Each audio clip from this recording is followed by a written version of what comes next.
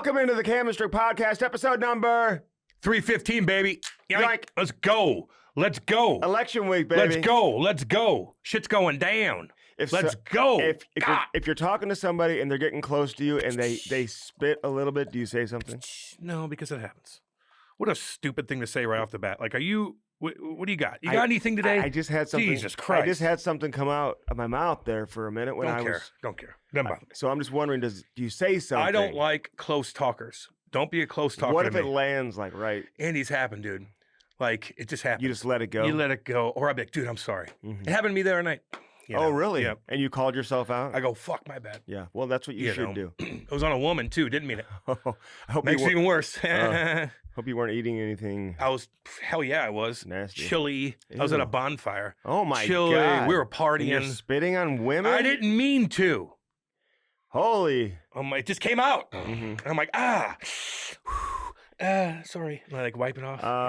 My bad, girl. Man, it is hard to get here. It's raining. People are stopping everywhere. I've got more stoplights. You know, some people are raised in communities where they have one stoplight in the whole town. I've got more stoplights between here and my house. Yeah. Here's what he does. He comes in late, of course, again, like just late, 5 minutes late. No, it wasn't even 5 minutes. No, it was. 2 minutes. It was 5 minutes late, and it irks me. It just does. I live 40 miles away. He lives 2 miles. I could walk to his house. And he's always just a little bit late. Like if you guys know, you know. If you're one of the guys like me that's just never late, I always just leave so much time just to fuck around. I went to the gas station. I got a newspaper. I did this. I wait in the parking lot just to kind of regroup, just so I know I'm ready when this is supposed to go down. And Andy comes in late, like 3 or 4 minutes late. Sometimes it's 7 minutes, but it's always something. And you're like, the stop signs, the stop lights. I live 40 miles away. It's because Andy doesn't care about my time. No. That's not true. You're selfish. It's all good. No, it's not true. You do not care enough about my time. You are selfish, and that's why you just like your own 5 minutes late. Don't worry about him. Mm-hmm. You think about yourself. It's all good. I still love you. Yeah, well, here's what happened. You know? Here's what happened. First off, it was 10:02. Selfish. So 2 minutes. Okay. Okay. Don't do that the whole fucking time. Okay. It's funny once in a while, but not the whole time. I'm just saying. What was I doing? Well, I know you. No, you don't know what I'm doing. Tonight, I don't know what's gonna happen. I grew up in a middle-class home. You did? I didn't hear that yet. Let's just go. Talk about what were we going to say? We're going to win. It's election week, man. I am looking forward to this. Can I ask you, if you don't vote, you think that's selfish? It's a privilege to vote. Do you think you have to vote? Being late for your business partner that works his ass off for you too and is never late is selfish. Okay, if I lived 40 minutes away, I'd never be late either. Yeah, you'd be late every fucking day for everything. It's all good. Don't worry about it. We don't need to belabor this. Everybody knows. We've been talking about this for years now, about Andy just la-di-da, show up when you want. All good. I'll accept it. But it does make me a little bit mad, so now I sound grumpy off the bat. Oh. You know? Well, it's my severe case of tennis elbow that I have. You just don't care about anybody else's Cam, time. you called me at 9:09. That completely threw me off and put me back. You texted me. And I had to call you. No, you didn't.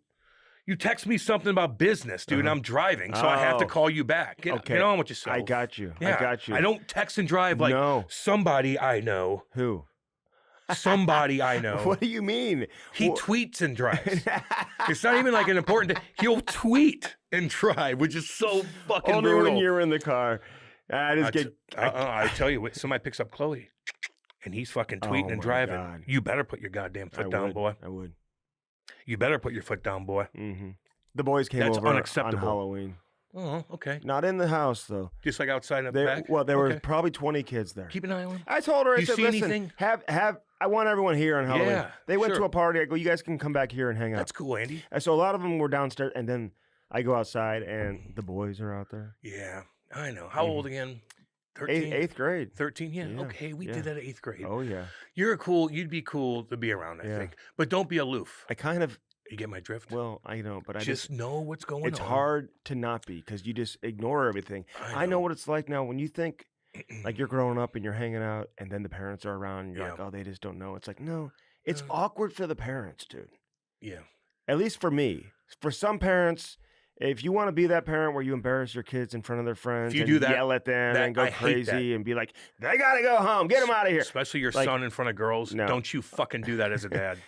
So I just ignore it. So I dropped Ty off later in the night on Halloween at a neighbor's house, like 3 blocks away. Yeah. And I'm walking with Blay, and we decided to come up a different road because there was a lot of families hanging out at a different house by a fire, and we'll talk about my social anxiety. We're not that talking I'm dealing with. the whole fucking day about you and Halloween and the kid. Like, let's go. Speed the story. Let's go. I didn't want. You're not that interesting. I didn't want to walk by that house again. Yeah. So, as I'm walking down a different street, I walk into my daughter and the whole crew. I mean, there's probably 30 kids now. Okay. And they all meet up, and I didn't know what to do. I'm like, okay, I just walk right through. Hi, guys. Yeah. And just don't stop. She would get embarrassed if I stopped and talked. Not if you're cool. A couple of the kids are like, what's up? You know? Yeah, that's cool. Yeah. I could see you being pretty cool to everybody. I'm cool with I them. just don't be, just watch just the little things. Like if they're, I don't know. What am I watching for? At that age, if they're smoking, which they probably are. No, they don't really do that. Good. You would smell it. No, I'm saying like you would smell it. Like when we were growing up in 8th grade, kids are smoking cigarettes and stuff. They don't do that. Okay, good. They probably vape and stuff. So, like that. So maybe you just some. don't see it. I don't know. I don't know what to look for at that age. At that age, you're just in a weird spot because no one's driving yet. You know, once they start driving and come over to your house and they're 16, then you're like, well, what are you doing? Because you're driving my daughter around. So, do you have any social anxiety? Yeah, I do. I have. I never had it before. I just came down with it. I've had it, but I just diagnosed myself with it within the last week, Cam. So it's always fresh. something. It's always something. Like, God, it's fresh. I mean, I noticed it on Halloween. I just wanted to I didn't want to hang out. Yeah, man. Like one family had a know, lot of like kids, friends, and school parents, and it just depends on where I'm at with the social. Like I was at a bonfire with Jason, my boy, who listens to every second of our podcast. What up, Jason? Jay? What up? What up? Place was awesome, he's man. Probably got my. Although Kate got mad at me. Has my back. Although Kate got mad at me. Oh, she did. Fuck. Of course she did. Why? Of course. I don't. No. No. I don't fucking put her on the spot ever. This was a weird situation. Okay, can I give you 3 things? This why is a weird she got situation. Mad at you? Because it wasn't just. No, you have no idea. You have no idea. Let me just. What do you think it is? Because I have 3 different. What do you things. think it is? First off, you were being too loud, acting like a clown. That's my boy's house, dude. Okay. This is the safest safe zone ever. That's my like. Some places, it wasn't the case in this one. When am I ever loud anywhere, dude? I'm so worried about how Next one. What? Talking to other girls, probably. Okay, talking to other girls. It's all friends, wives, right? There was a girl that showed up. Oh no. Okay, that I used to date back in the day, 20 years ago. Is she single? No, but the guy wasn't there, unfortunately. I haven't seen her in 20 years. We used to hang out, you know. We adopted her dog that my mom and dad had for 20 fucking... I remember the story. 25 fucking years that we took care of. And I just stopped hanging. I was playing... I started dating her, hanging out. Who got the dog? In 2004. Who got the dog? Our parents just got the dog. Like, well, we had... she couldn't handle it. She couldn't handle it. So who raised... My dad, mom and dad. When I was going to Jersey, they had Mia. She was so sweet. And anyway, so I've known her. Haven't seen her in 20 years. And she's there by herself. And there wasn't that many people there. And Kate gets weird, you know, like she just get kind of like, don't stand next to a girl that I don't know that used to date in front of my friends that are here. Everybody evaluates everybody when it comes to that kind of stuff. There's also kinds of crazy stuff going on with other stuff. And so I just got put in a weird situation. She talked to me, and I'm just standing there, and she just kind of, we're all boozing. She just kind of freaked out. So what happened? She freaked out and tried to leave, and I had to have somebody to fucking go get her. It was one of those? Oh, no. I hated it, and maybe I should have just walked away from the conversation. I don't want her ever mad at me. I get so weirded out when she's mad at me, dude. I can't just give her my car keys, go. I'll have my buddy drop me off later. I don't want to walk into that later. I don't want her mad. No. Like, I want her to stay here. This is our safe zone. This is our buddy's house right down the road. This is our safe zone. And I just maybe I gave her a little bit too much attention. She's talking about her fucking kid. Like, who cares? We laughed about a couple other stuff back in the day, but nothing weird, nothing like that at all. And I know Kate's there, like, well, you know, I'm not hiding around the corner. It just rubbed her the wrong way, and she kind of lost it on me, and it all worked itself out at the end. But if you guys know, man, sometimes that happens. It just does. I just hate it. Some guys would just be like, get the fuck out of here, which I probably should have done because I was fucking mad. But I don't. I want to calm it down now. Yeah. Let's get this over with now. Let me. God, I wish I had a pencil and a pad of paper so I could take some notes here. to really be able to diagnose and my mind was right. I was in a happy mood. It wasn't buzzkill. Happy. Look at the bonfires. My buddies are there just hanging. It just was the chillest of all chill. I'm playing football with all the kids running around doing stuff. And then I just talked to her for a little bit and God damn it. Oh, wore me out. Why don't you invite me to the bonfire? They did invite you. I said, you're working that night. You're working the game.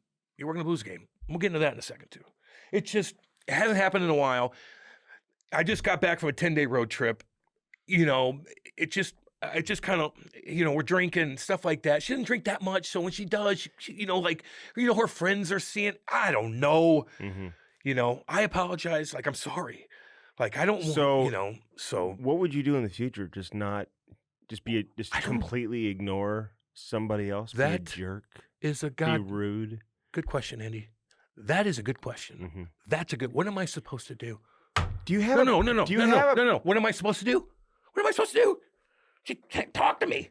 I'm sitting there by the bonfire, literally. Everybody's like, she talked to me about shit. Mm-hmm. It wasn't flirty. Maddie, do you have wasn't anything. A pencil and a pad of paper? I need to take some notes.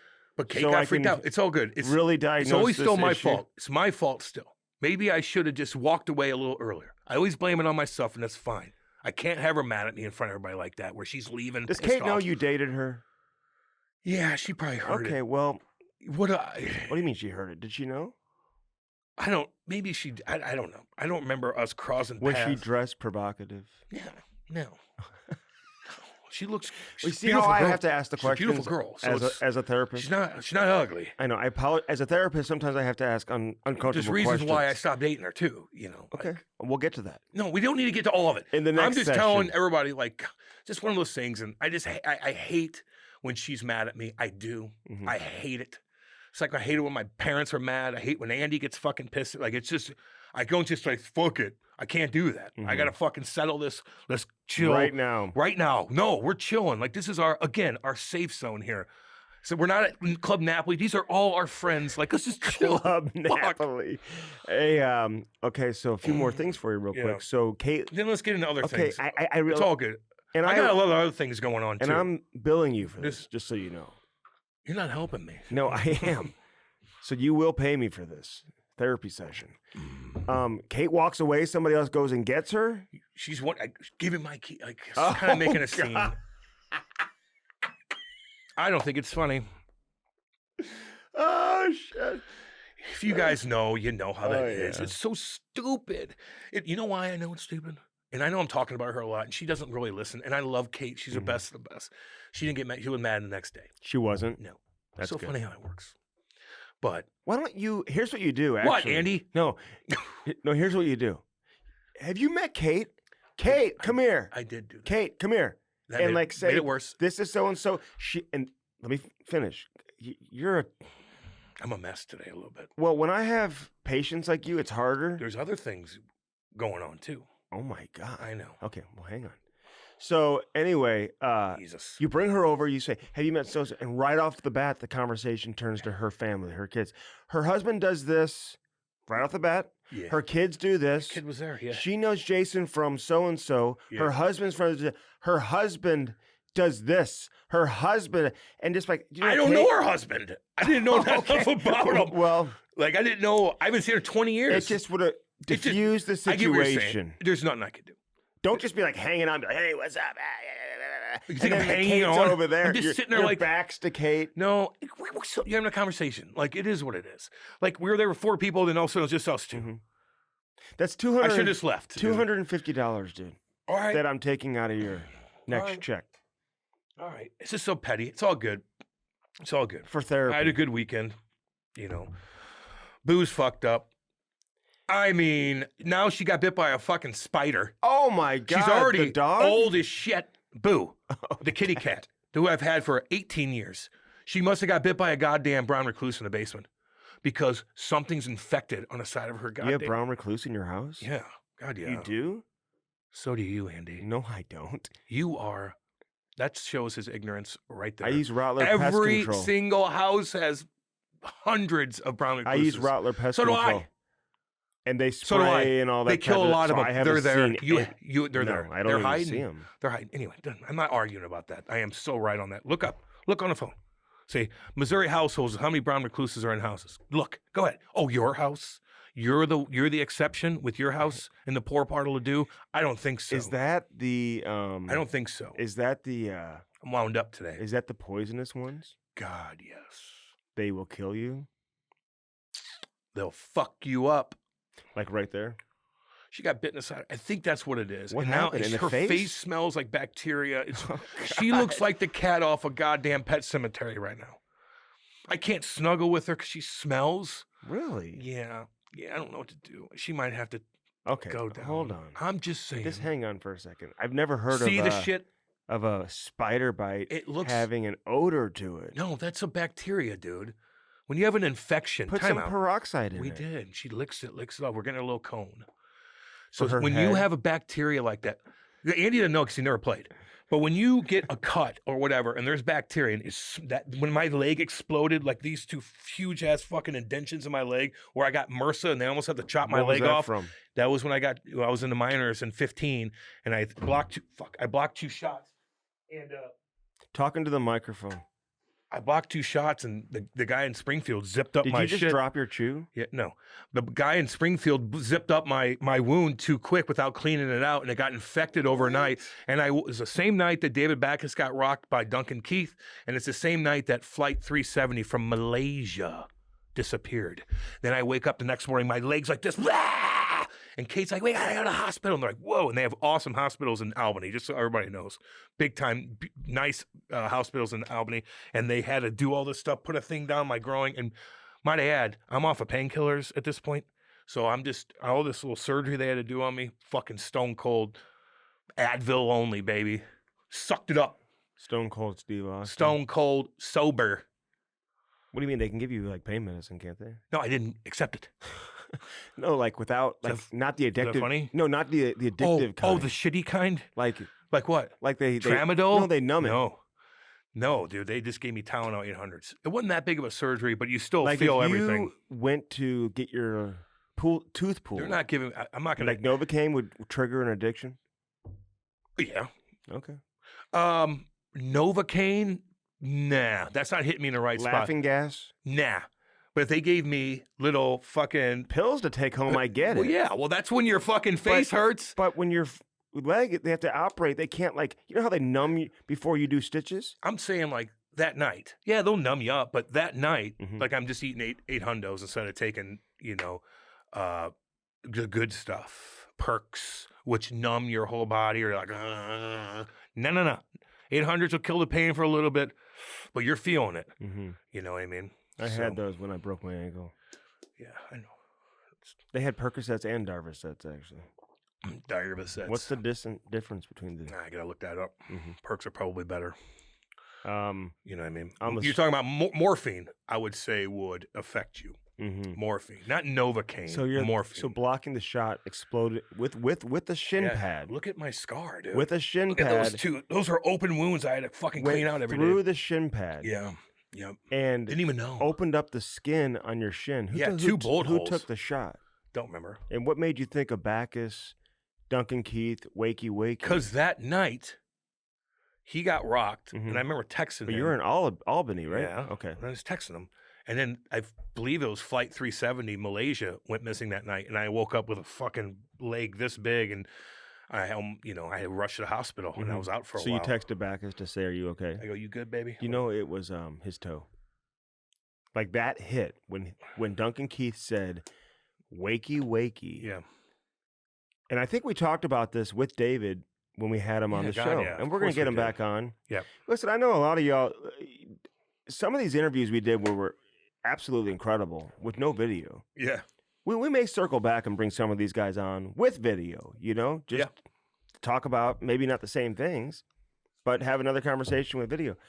But Backus talked about it when he came on with us. I forgot which episode it was. And and he confirmed that it was a toe injury. At the time, it was not a concussion. And okay. Yeah, you would have thought it was because he was laying motionless on the ice as if he was like knocked out. I'm sorry, but that's a concussion one way or the other. No, you don't get a concussion from a toe injury. Okay. So you get a concussion when you get elbowed in the head. But just like I did to you. But you probably got concussion that day too. 100%. So he didn't? Toe injury. Yeah, okay. In the end, like he hurt his toe too, but he still got concussed that night. When you get knocked out, you're concussed. Do you know sometimes you can get a concussion and then continue playing, then go play things, and then later on that night have severe symptoms, Cam, when you get your heart rate up again? Yeah, I do know that, It happened to a kid I know recently. And then it'd go away. It sucks, man. The concussion thing is very serious. Can we give a shout out real quick to, you posted it the other day. I forgot his name, the referee that got caught in his eye. Dean Robinson. Dean Robinson. We want to protect these guys, man. Oh, yeah. Yeah, he's a truck driver, too. I don't think he's going to be able to work again. So I think they're having like a donations and stuff like that. They're having a GoFundMe. You can reach out to us. We'll put it back up on put it back up. Instagram. I just wanted to get that out real quick. Yeah, Dean Robinson. I'm glad you did, because I did forget on Hockey Sense last Friday, and I meant to get that out there because that's more of a local audience. Yeah. We just want to protect it, man. Like, you know. He's a local referee, man. He's been officiating for a long, long time. Took a stick in the eye, which, to be honest with you, I'm surprised it doesn't happen more often. I know, man. I know. People are like, I'm lifting your stick. Bam. And it gets right into the referee. So referees are part of the game, man. That's where you have to respect the referees. I always have, Cam. So have I. You don't love all the refs, and you get impatient and frustrated with the bad refs. And not all refs conduct themselves properly on the ice. They engage in conflict. They like to create issues. But for the most part, I mean, how many bad referees or bad people who are refs have you really been around? Not many. Not many. And here's a good one, who takes a stick to the eye, just trying to make a few extra bucks. In a time when we need referees, where we don't have a whole lot of referees, and you got the mom and dad in the stands, screaming at him all the time about like a missed hooking penalty. Yeah, I know. In like our coaches and the players and everybody. Yes. He's making $40 a game. In like a mini mite game or something. He's making $40 a game just trying to like have a little extra cash. I talked to some of these referees over the weekend. Ty had some games, and it's like they're going from here to there to there to there. They ref 9 games one day. They're here. I mean, these guys over a weekend, I know they're getting paid for it, but they work hard, man. Yeah. So a little shout out. Check that out on GoFundMe. Maybe help him out a little bit, A lot of shit going on, though. See Jason Kelce. Okay, can I ask you a few questions about that? Yeah, you can. Because I'm still charging you. We're in hours. You didn't help me, though. Like, what a waste of money. It made me feel worse. Jason Kelce, can he be charged with assault? Yeah, like, I think what's so. he doing, dude? Keep walking. I know he said something about your brother dating an FAG word, which you shouldn't say. We used to say that back in the day. You don't say it anymore. It is what it is. No, hold on. You don't say it, but he wasn't. Just for the record, he wasn't like broadcasting it. Yeah. He wasn't like on television. He wasn't a media guy. Why is Jason Kelce walking through everybody anyway with a bunch of beer? I agree. It's something you shouldn't say. Yeah. But for Jason Kelce to take that much offense to it, dude, you're walking through a bunch of college kids. Yeah. Your brother's dating the most famous female in the world right now, whose concert tickets are way too expensive. I think it's an absolute joke that she's having a concert and selling tickets for over $1,000. I used to go see the Grateful Dead at the height of their popularity for $50. Don't change the subject. Okay. Go. Like, you got a question or not? Are you just going to talk? At the height of the popularity. Yeah, I know. $50. Over $1,000. No, you didn't, actually. Their height of the popularity was back in like the 70s. Fine. But they were very popular. The hell are you talking about? Okay, I agree with that, Cam. You just changed the storyline for that. But in the 90s, his last shows, whatever. Who cares about they were very, very. Did he overreact? Dude, he's on a college campus. What are you doing? Your brother's dating Taylor Swift. Somebody may say something that you don't like, and you grab the kid's phone out of his hand and smash it. Don't get me wrong. I'd love to punch that guy in the face or grab his phone. I'd love to do it, but like you're walking into a shitstorm anyway. Like, why are you even around these guys? You don't have, like, you can't go in, like, a different way. Is there more than one of him? He's everywhere. Like, can't you, like, get escorted in somewhere? You're going to hear shit from everybody. Yeah. Now, like, I mean, he might sue you. I don't know. But I would sue. If you took my phone and smashed it, you're at least going to have to pay me for something. But he didn't grab him or anything. Like, that would have been, if you knocked him out, he would have been in a fucking jam.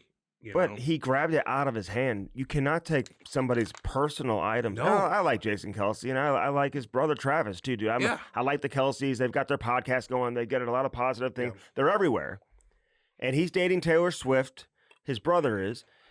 Listen, when you put yourself out there like that. Yeah, man. You're walking through everybody. And then Jason, who kind of acts like a clown, you know what I mean? Like a rodeo clown. You know, he's like constantly doing skits and dressing up in different outfits. Pretty cool. Very cool. But you know what I mean? Like, he's a character. Yeah. Like, he dresses up in different... Like, I didn't mean that to be demeaning, so maybe I didn't use... rodeo clown? Okay. Andy, this is how he backtracks, eh? He'll call you a fucking rodeo clown. I meant that in a good way. Maddie, I'm trying to say, like, he wears different, like, costumes and stuff. Remember the first... Yeah, he's got a personality. Time he was on television, wears the hats. He was dressing up outside the Eagles dressing room. Yeah. So... There's different things that he does that draws a lot of attention to himself. They're talking about giving him his own show on ESPN right now with late nights. Go ahead. So he's got a lot of things going, and it's personality-driven, entertainment-driven, and he's just walking through all these kids, man. I know you can have a bad day. Maybe you're in a bad mood.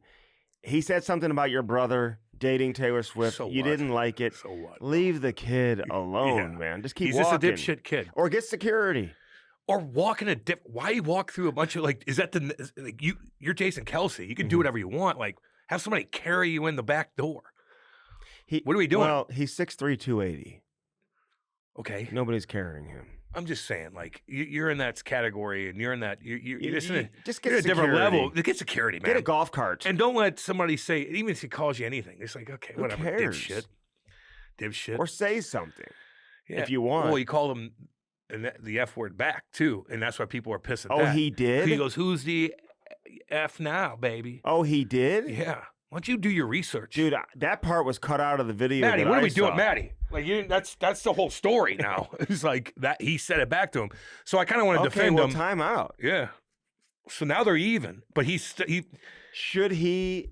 Could you imagine if he said something like another slur that is completely inexcusable? Like what? The N-bomb? Maybe. Well, you say that, like, okay. Dude, if you say that, like that Philadelphia Eagles wide receiver did years ago, yelling with the security. Cooper. Yeah. Yep. He got jammed up. He was wasted behind a concert trying to go backstage. Country concert. He's a white Is he a receiver? He was. He was on my fantasy team. Yeah. For the Jets, maybe. I don't. Eagles, I think. Eagles. Or maybe the Jets, but I think the Eagles. I think you're Eagles. Yeah. I'm thinking of Green. Yeah. And he's like, he threw the N-bomb out. Man, I'm like, God. Like, damn, boy, he got rocked for that. And not to mention, he probably went in that locker room and had to just fucking apologize. Oh, my God. All those big boys like, what the fuck are you doing? Say it again. Hillbilly boy. I'll get again. You. Yeah, that's ridiculous. You said what? Yeah, so. But apparently, I remember a lot of them had his back, a lot of his teammates. And they were. He's probably a bad drunk, dude. He's probably just a bad drunk. Mm-hmm. But I don't know. Probably a good teammate, just a bad drunk and says stupid things. Who's the country? But then you could say, well, that's internally in his soul, thinking that way. Well, maybe. Might be the country music singer who said it that one time. Morgan Wallen? I think that was more like he was reading what he's singing a song, wasn't he? I don't think he was rapping. Well, he recovered. Then he threw a chair.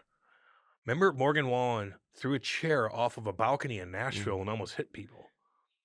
My nephew Blake has a TikTok account, and he was demonstrating different pitches on his TikTok. He's a baseball player, and he was like, "Here's a curveball, ball slider," and he goes, "Here's the Morgan Wallen." I'm like, "Damn, what's he gonna do?" And he threw a chair or something like that. Oh, that's cool.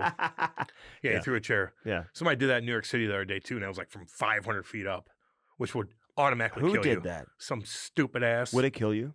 Yes. Yeah, kill you? Like this chair right here. You threw that out 500 feet? I think it's going to smash your skull. And he was 500 feet. No, Morgan Wallen, I think, was just on the top of I think I know the building he was on. It's still going to knock you out. It's probably 200 feet, dude. 200 feet's high as shit. He's dude. high as hell. Okay, fine. You're killing somebody. Tootsie's? Way up there. Was it yes. Yeah. Or Jason Aldean's I would say 200 feet. That's so big. They don't even have that big of buildings in Nashville. But it's still going to hurt you. And I think the one in New York City was really high up. Wow. Yeah. They're probably out. How'd that guy Liam Payne pass away recently? The singer? I think he's in a band. I don't know. Did he jump off a building? Oh yeah, and I heard that too. And he broke up with his girlfriend. Oh, he did that on purpose. I don't know. I don't know enough about him. I don't know. Andy's throwing all stuff like that. I don't know. Liam Payne. You're talking about, is that? We're talking about. Do I have big the name right? Don't know. Don't know much about him. Well, we may have to take that out. I don't know. Keep it. I don't care. Okay, so I apologize if I got the name wrong. But getting back to Jason Kelce, is he taking any heat? Yeah, he is. Like but not from normal like people. Sponsors. Yeah, they're just employers. He said the word back at the guy, which is people just freak out about everything. ESPN doesn't like that, I don't think. Probably not. I would say, probably not. I listen because when you said the other guy said it, I was like, okay, well, he goes, who's the back now? He's just a kid who doesn't have the same type of platform, isn't a celebrity, probably doesn't have much to lose. You know what I'm saying? Like, no one's going to pay attention to it. Well, yeah, he has everything to lose still. But because now they might boot you out of school. Okay, what are you talking fine. about? You don't think? But no one knows who he is until they do. Until they go, hey, look at this. Just like they'll out so many people, man. You don't have to be a celebrity to get outs. How about that chick at like a Democratic rally? This crazy woman goes to this baby and starts yelling at this like little girl. Oh my God, did you see that? Saw her. And then this other lady was like, "What are you doing?" And everybody's like, "Out her." Then they found who she is, and now she's getting fucking rushed. How about the guy? How about the big guy that was at was he at the Ravens game? And he goes up to these guys, these two. I don't ever lose. There it is, Andy. I don't ever lose. Knock these guys out. He's looking at 75 years in jail, hardcore. They denied bail on him. You say no one knows who he is? Yeah, they do. They all know who he is now. Okay. Well, what I'm saying is, Jason Kelce probably has more to lose at this stage. Yeah. And I'm just saying. I'm surprised that it's being swept under the rug. Is it? Maybe the country is like changing. It's all over the place. I mean, it's all over the place. I don't know. I see it everywhere. Is he being suspended? Don't know. I hope not. I hope he pays the guy off, whatever. Hope this other guy gets fucking chirped too. You gotta pay him off. Yeah, he broke your phone. I'm sure he's gonna have to pay him a couple G notes, which doesn't matter for Jason. Sometimes you just wonder if it's planned in advance. No, that's not, dude. Why would he agree to that? Mm-hmm. For what? How about the guy who grabbed Mookie Betts' hand? That was crazy too. The glove, and then it happens to be Gronk's buddy from college. It's a New York. That's just New York right there, baby. It's a New York and fan. That dude's doing interviews and stuff like that. Yeah, but he's never allowed in Yankee Stadium. Is it banned permanently or just for Game 5? I would say he's going to be banned. You can't grab somebody like that, hold their hand and grab a player. Mookie was cool about it. I'll give him credit. Yeah. Mookie was cool. But don't touch me, though, as a fan. Don't fucking touch me. We talked to Ty Domi about that, too. That guy fucking flew into Ty Domi's penalty box. Domi just was like, what am I doing? Kind of hit him a little bit, not much. The guy sued him for fucking years and years, and Domi's like, I had to pay so much money to defend myself. That's unbelievable. I remember that. Remember when Rob Ray did it to that guy? Well, he grabbed him and pulled him over the glass. Ty did. Ty was throwing water at him, and the guy fell over, and Ty grabs him, throws him down. Yeah, he landed on top of him. He didn't pull him over? No. Watch it. I watched it a billion times. It was close. But he was like jumping over trying to hit Ty. Ty's just like, and he falls down, and Ty grabs him. Ty's hanging out with Ty Domi. Hanging out with Tom Brady. Why wouldn't you? I thought Tom Brady did a damn good job last night, too. Remember everybody's chirping last night? He was on last night, football. Oh, yesterday. Yeah. Yeah. Okay, so this is Monday. We're doing Monday right now. It's coming out tomorrow, so Sunday night. You made me think it was like a Sunday night game, but it was a day game. That shouldn't have confused you, but it's all good. Well, Sunday night football was a thing. He was great. Remember great. He was chirping. Everything he says, I'm interested in. Sorry. Me too. I want him to talk the whole time. Like when the other guy talks, I'm like, let's go. Where's Tom? Where's Tom? What does Tom have to say? Can Tom say something again? He's one of the coolest cats going, dude. But I kind of caught him on something. Oh, can I just say this? What? It's not bad unless he just thinks exactly like this guy. But he brought up, and Tom played so long that I'm glad that for the audience, when he makes comparisons for players, like Jahmyr Gibbs, who is a really talented running back for the Detroit Lions. Love the Lions. Very quick. He can go inside. He can take the ball outside. He can catch the ball out of the backfield. Let's go. He can play through that first level, get to the next level, and still beat linebackers one-on-one. They can't defend him with his speed. But Tom says, look at that burst. I've never seen many kids come out of college who have that type of burst through the hole. He reminds me of Jamal Charles. And I'm like, damn.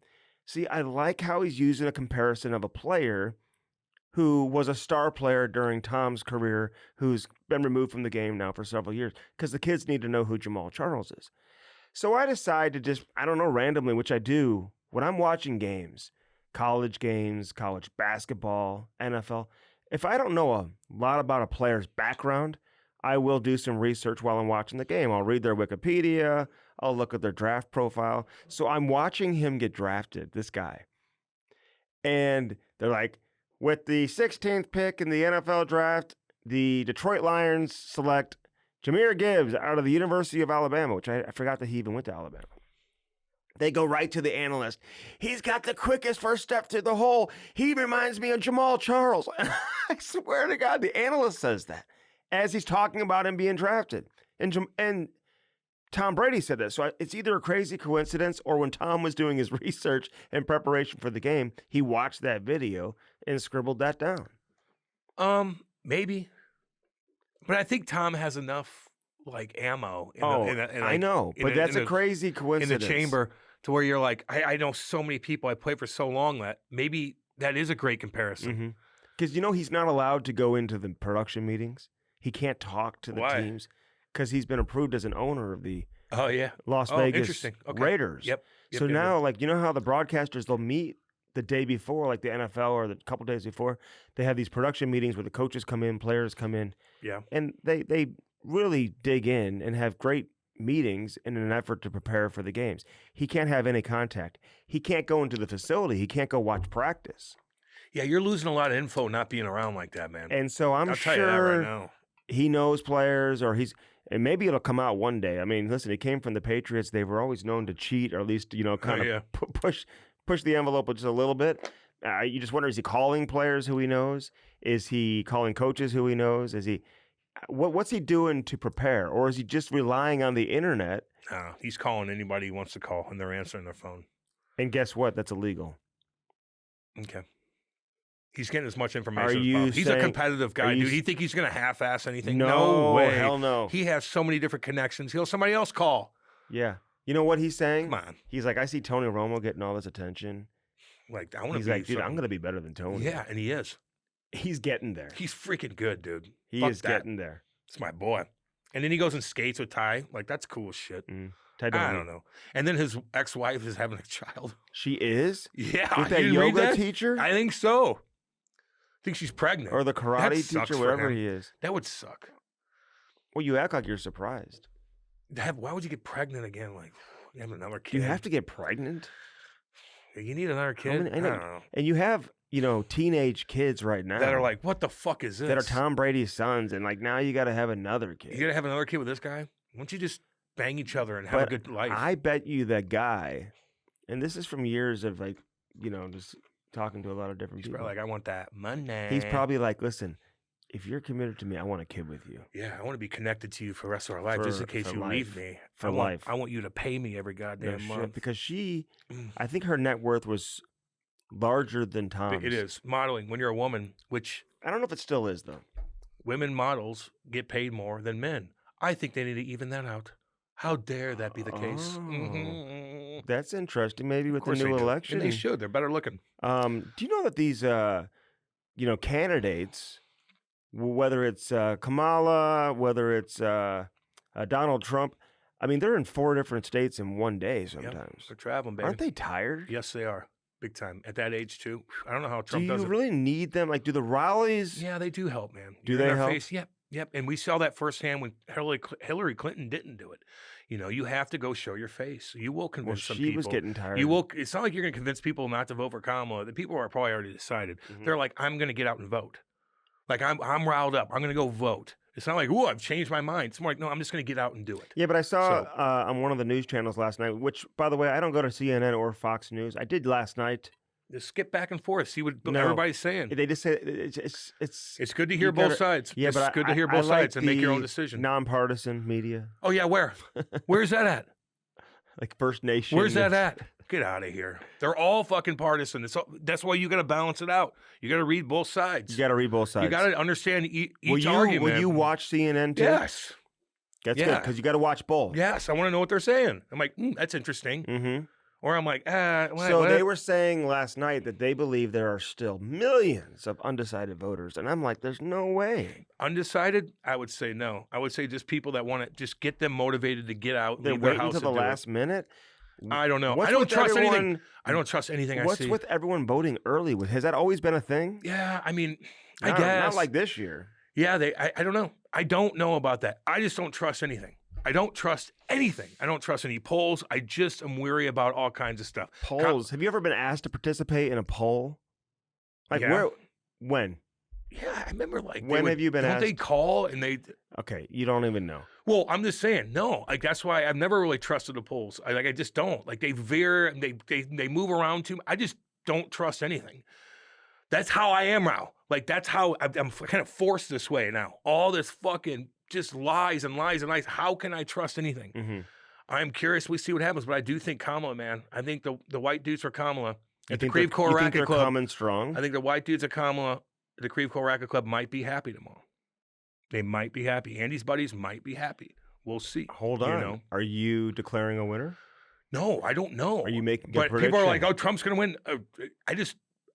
The Democrats' ground game is so fucking hardcore, man. They'll do anything. They've done so much stuff. You know how much money they have? Tons of billionaires. Either Elon Musk, thank God, or we'd be way out of it. Why? Is he using his own money? No, he's just loud. And he's out there as a billionaire. Yeah, he's spending money on shit too. Fucking right he is. Can I ask a question But all about these that? but the Democrats raise so much money. And when you bring the Hitler bomb out and stuff and against women and you're just like, whoa, like it convinces people. And a lot of people don't even like Kamala. They don't even fucking like her. They hate her. But they hate Trump way more. Way more. And they'll even like Trump's policies.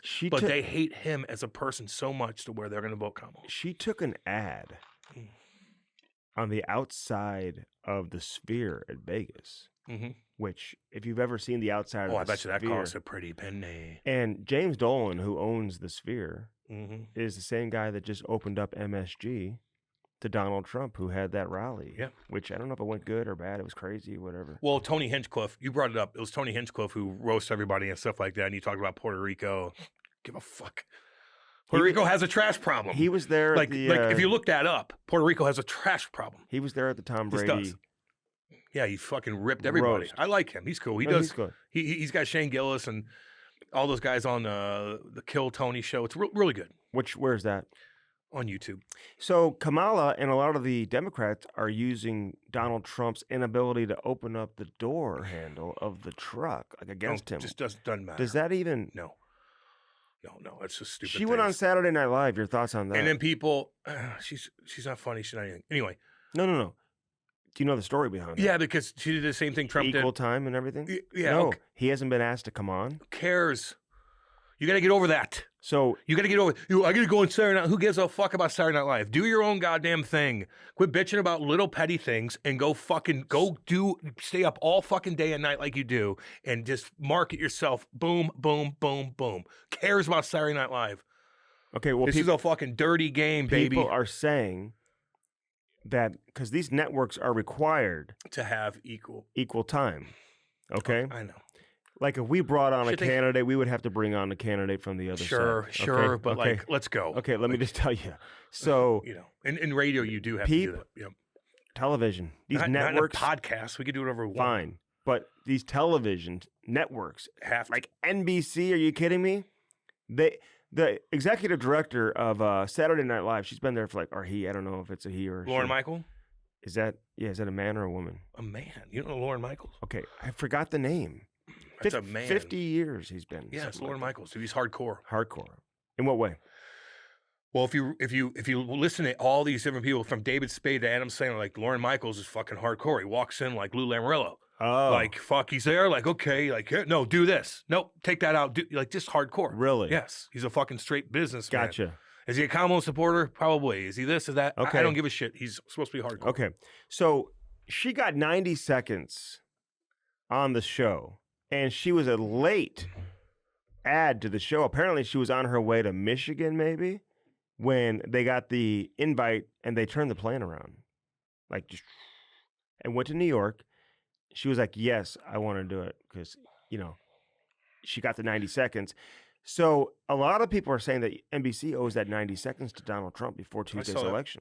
So should he go on Sunday Night Football? Should he go on the Today Show, which is do whatever you can, which is one of my favorite shows. I love the Today Show. I know you do.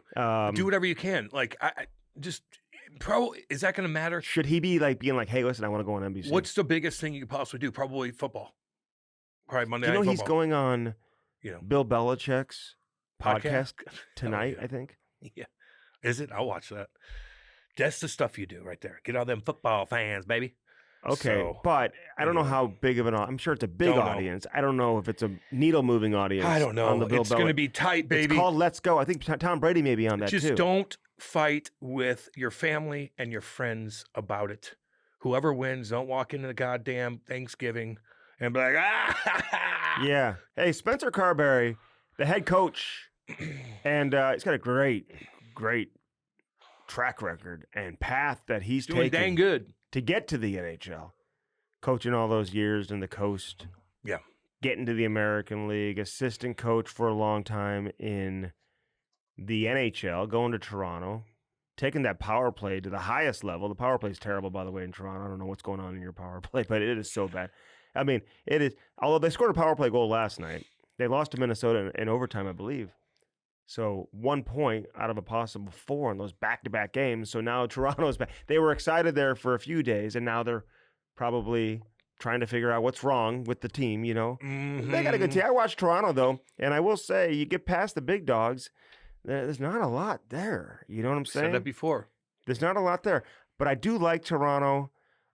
Spent some time with Chief the other day. I hope they have a good season and can do something in the playoffs. I think a lot of people are pulling for Chief to take that team to the next level. But Washington, Spencer Carberry, man, he just brings that level of confidence. I like, some of the behind the scenes videos, the way that he interacts with his players. Pierre-Luc Dubois, when he got his first goal as a member of the Capitals, that's a cool video to see Dubois kind of smile and look like he's having fun once again, because he's taking a lot of heat and obviously things didn't go very well for him in LA. And he's not going to be the driving force behind their success, but they've had a lot of turnover. Some guys who have been legendary players and drove the bus there for years and years and years who are no longer there. Max from Osh. Yeah. Jesus. So, but you got Ovi now scoring. He's got like 7 goals or something. I love seeing it. I was thinking the first 5-6 games of the year that this guy maybe, what's the over-under? Is it 9? Is it 12? Like, is he even going to get there? I still know people that say that they don't want him to break Gretzky's record, and I'm like, why? Well, I kind of fall in that camp sometimes. No, you fall in the camp whatever Chaser says, because we've already proven you wrong on this. What do you mean? No, because you're like, yeah, Ovi's the best. Yeah, I want him to break. And then Chaser comes on here because he's good friends with fucking Wayne. And he's like, no, hell no. I want Wayne to keep this record. And he's like, I'm with you. Like, no, you're not. No, I am. No, you flip-flopper. Hey, undecided voter, dude. I'm just telling you. You know what I'm saying? You just wait for the... We know what you are. We just wait for the information. And what more information do you need? Well, and what Ovi, Chaser says? I just like some of these sacred records to be protected, but is this one? Ovi's the coolest dude. Okay, fuck that. Fine. He's not cooler than Wayne. Wayne's the nicest human being in the world, but Ovi's about as cool as you can get. And if anybody's going to break Wayne's record, it's got to be a cool-ass son of a bitch like Ovi. Who's the coolest? That's it. Who's the coolest player in the league today? Ovi. Who's second coolest? Coolest? Oh, my God. God dang. Second coolest cat. Cool? Are we saying cool? Mm-hmm. I got mine. Well, Brady Tkachuk, man. It was he's my number one. What he did to the Blues the other night, when you see that live and you break down every single play, that guy was everywhere. He was scary. He was mean. Then he's dangling you. Then he's scoring from the slot. Then he's knocking you over. Then he's going after Broberg. And then Benner has to get involved and stop him. And he's like, settles himself down. Like, what am I doing? No, he knows Benner, and he wasn't going to do anything to Benner. And Benner knows him. No, I know. That but was never. He would have punched Broberg in the fucking face. And he did skate to center ice. And, Mike Johnson called it on their broadcast, talking about he's calling out Ullmark and Ullmark. No, he's not. He told me he wasn't, dude. I talked to him in the locker room, and he goes, no, I was not.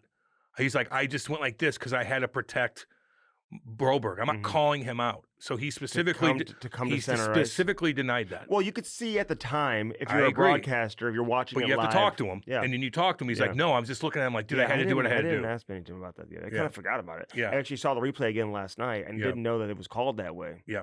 But he got involved and just like kind of grabbed Brady, and I thought that was the coolest thing. We pumped his tires up. Okay, so he's the next coolest.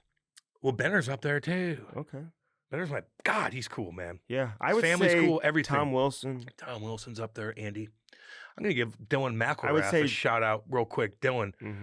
He's went through hard, dude. Minors. Yeah, now he's playing. Get him on. God, get him on. He's tougher than shit. I would say Drew Doughty. He's pretty cool. Yeah, he's banged up right now, but that makes him not cool. The Foligno brothers are cool as shit.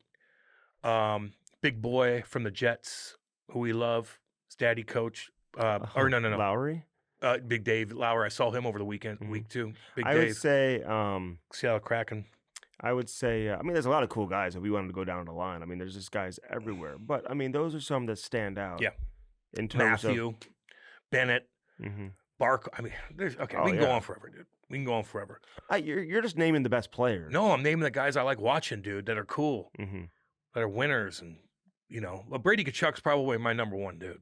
Like, he truly is. Yeah. My number one. If I had a son, I'd be like, I wish he would play like Brady. Yeah. That'd be the ultimate. Yeah. Big, tough, mean, kind of unpredictable, score on you, captain, leader, good guy. This guy Stützle, who's a good player too. Yeah. Stützle's a good player, but out. He also knows that he plays with Brady, so he starts more scrums. Yeah. Brady goes into every scrum ready to kill somebody, ready to hurt somebody's head off. Like, I'm scary. Everybody's like, God damn. Like, he's never going in there just to grab somebody to get him off his teammate. No, he's like, what are you doing? He will try to rip your head off. He was horrifying that night. And he probably had a little extra juice like he normally does against St. Louis and whatnot. And he hadn't had some good games leading up to that. Jesus. But Stützle had a 4.9. The Blues made it a little easy on him, too. They did not play well right off the bat. So, damn. Philip Broberg, I do want to get this out. And played good Saturday night, though. I got to give a Blues shout out. Saturday night was great. Yeah, they did. And good to see Tyler Bozak back in town. He's a cool kid. Hasn't aged. He looks good. I go, when you coming on with this? He was like, I will. And he's cool. This guy, Tyler Bozak, by the way, living in Scottsdale. Saw his wife Molly was up there, man. Gave the margarita reference there on the. Hope is she on Twitter? Understood that. I don't know if she was. Yeah. I don't know if she is anymore. We'll ask him when we bring him on. But he plays golf like every day with Phil Kessel. Oh yeah, man. And they were roommates back in the day in Toronto. And I'm like, dude, you better get us Phil the Thrill. Yeah. Let's go. Come on, please. He's like, I can do that in 2 seconds. Think so? That's what he said. Yeah, I don't know. We can maybe cut that out. It's all good. Okay. Cares. Okay. How was Berube video? Pretty good? Craig Berube's tribute video was arguably the best I've ever seen. Now, majority of tribute videos that I've seen, or pay attention to are the ones that are back here locally. So, I'm sure that influences my reaction to it. But the way the fans reacted, I've never seen a coach ever, and find me another one, who has gotten a tribute video when he returns back to his former team and received that type of reaction. A coach, not a player who was a star player. Steven Stamkos going back to, Tampa Bay and getting a standing ovation and all that. Find me a coach who left that type of legacy and reputation and popularity behind when he got fired, and when he returned, received that type of response from a visiting crowd, former home crowd, I know, but a visiting crowd as a coach. A lot of coaches don't even get one. And I know they won a cup here and everything that all adds to it, but they love this guy so much. He was so popular here. I talked to Braden Shen after the game on our postgame show, and he had fought Jake McCabe. Wow. In the that's good scrap. Caught him too on the way down. He caught him two or three times. Yeah, that was he was fighting mad. He was Well, and you know what? Listen, sometimes you gotta you had lost 3 in a row and stuff like that. Yeah, Buchnevich did too.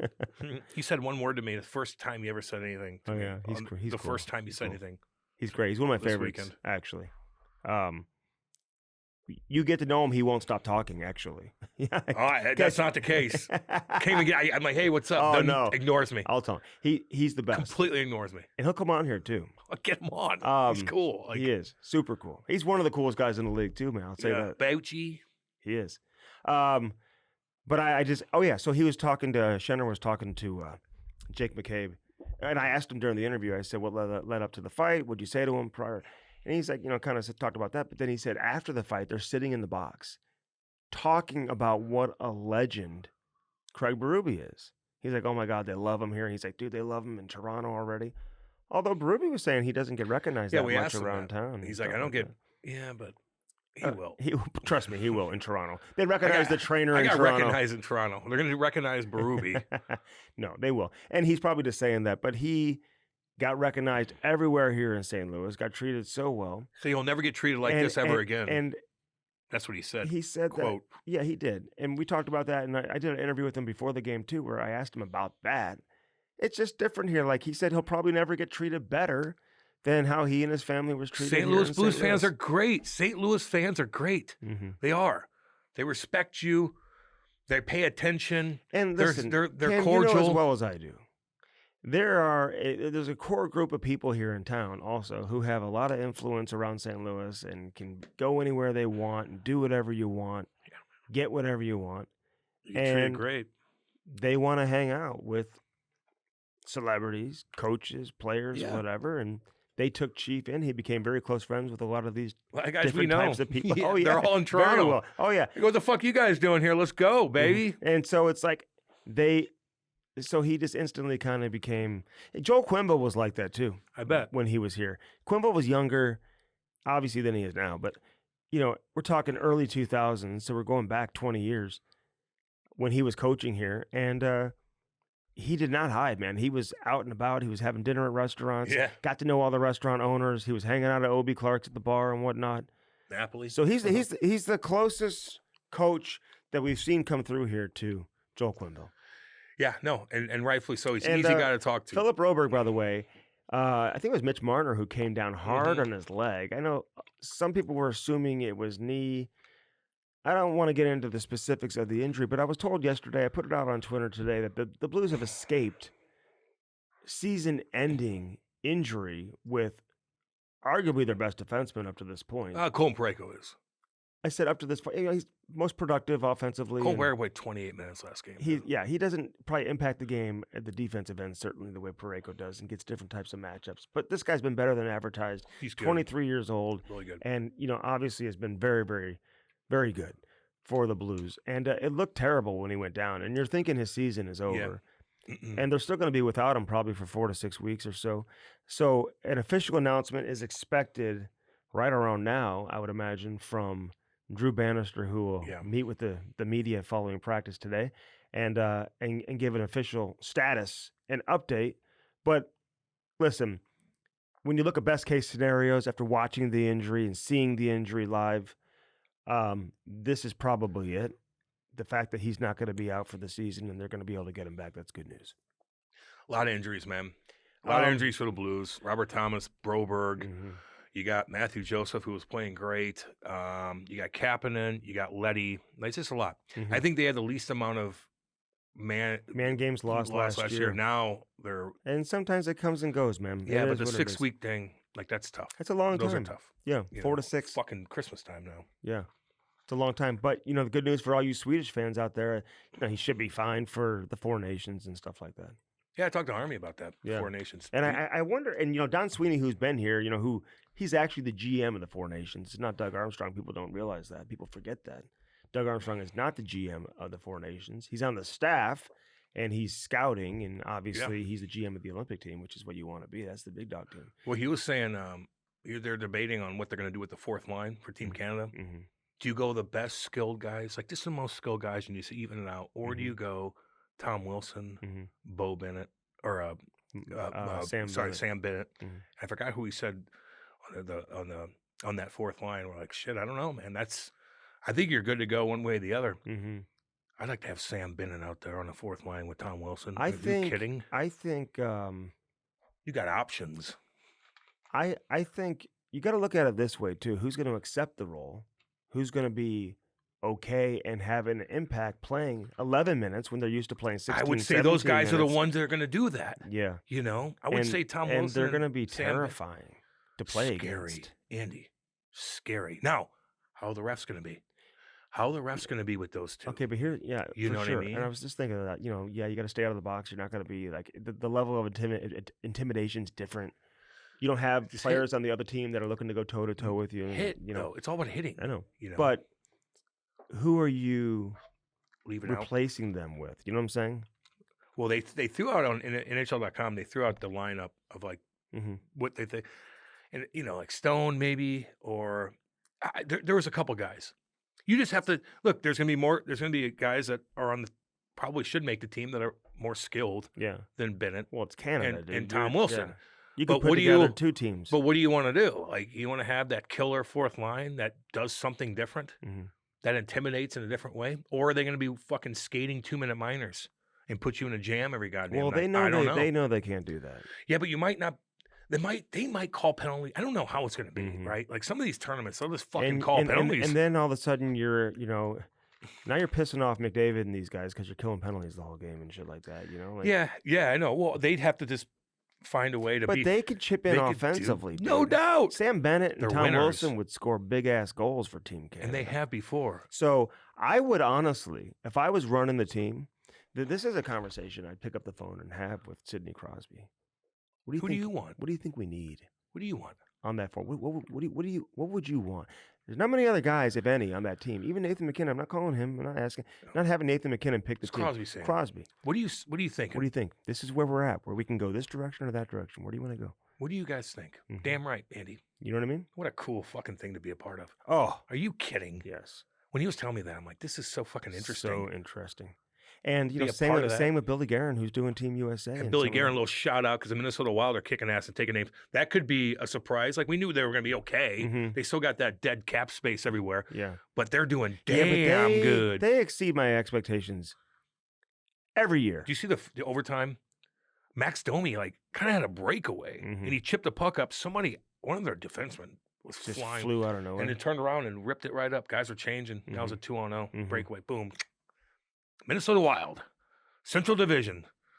I don't know if it's sustainable or not. I don't know. I like some fresh blood, man, between Winnipeg and let's go Minnesota and some of these Winnipeg other teams is another thing. My that God. are getting all the attention because Colorado's lost 3 in a row right now too. Yeah, that was Jared Spurgeon, by the way, who caught him from behind. A little shut up. Domi, I don't know what he was thinking there. He obviously chipped the puck too far ahead than what he wanted. Yeah, he thought he had some room, and he was just gonna get a breakaway. And for the play to turn and back, well, other guys were getting off the ice, and Matt Boldy scores on the breakaway. Yeah, that was cool.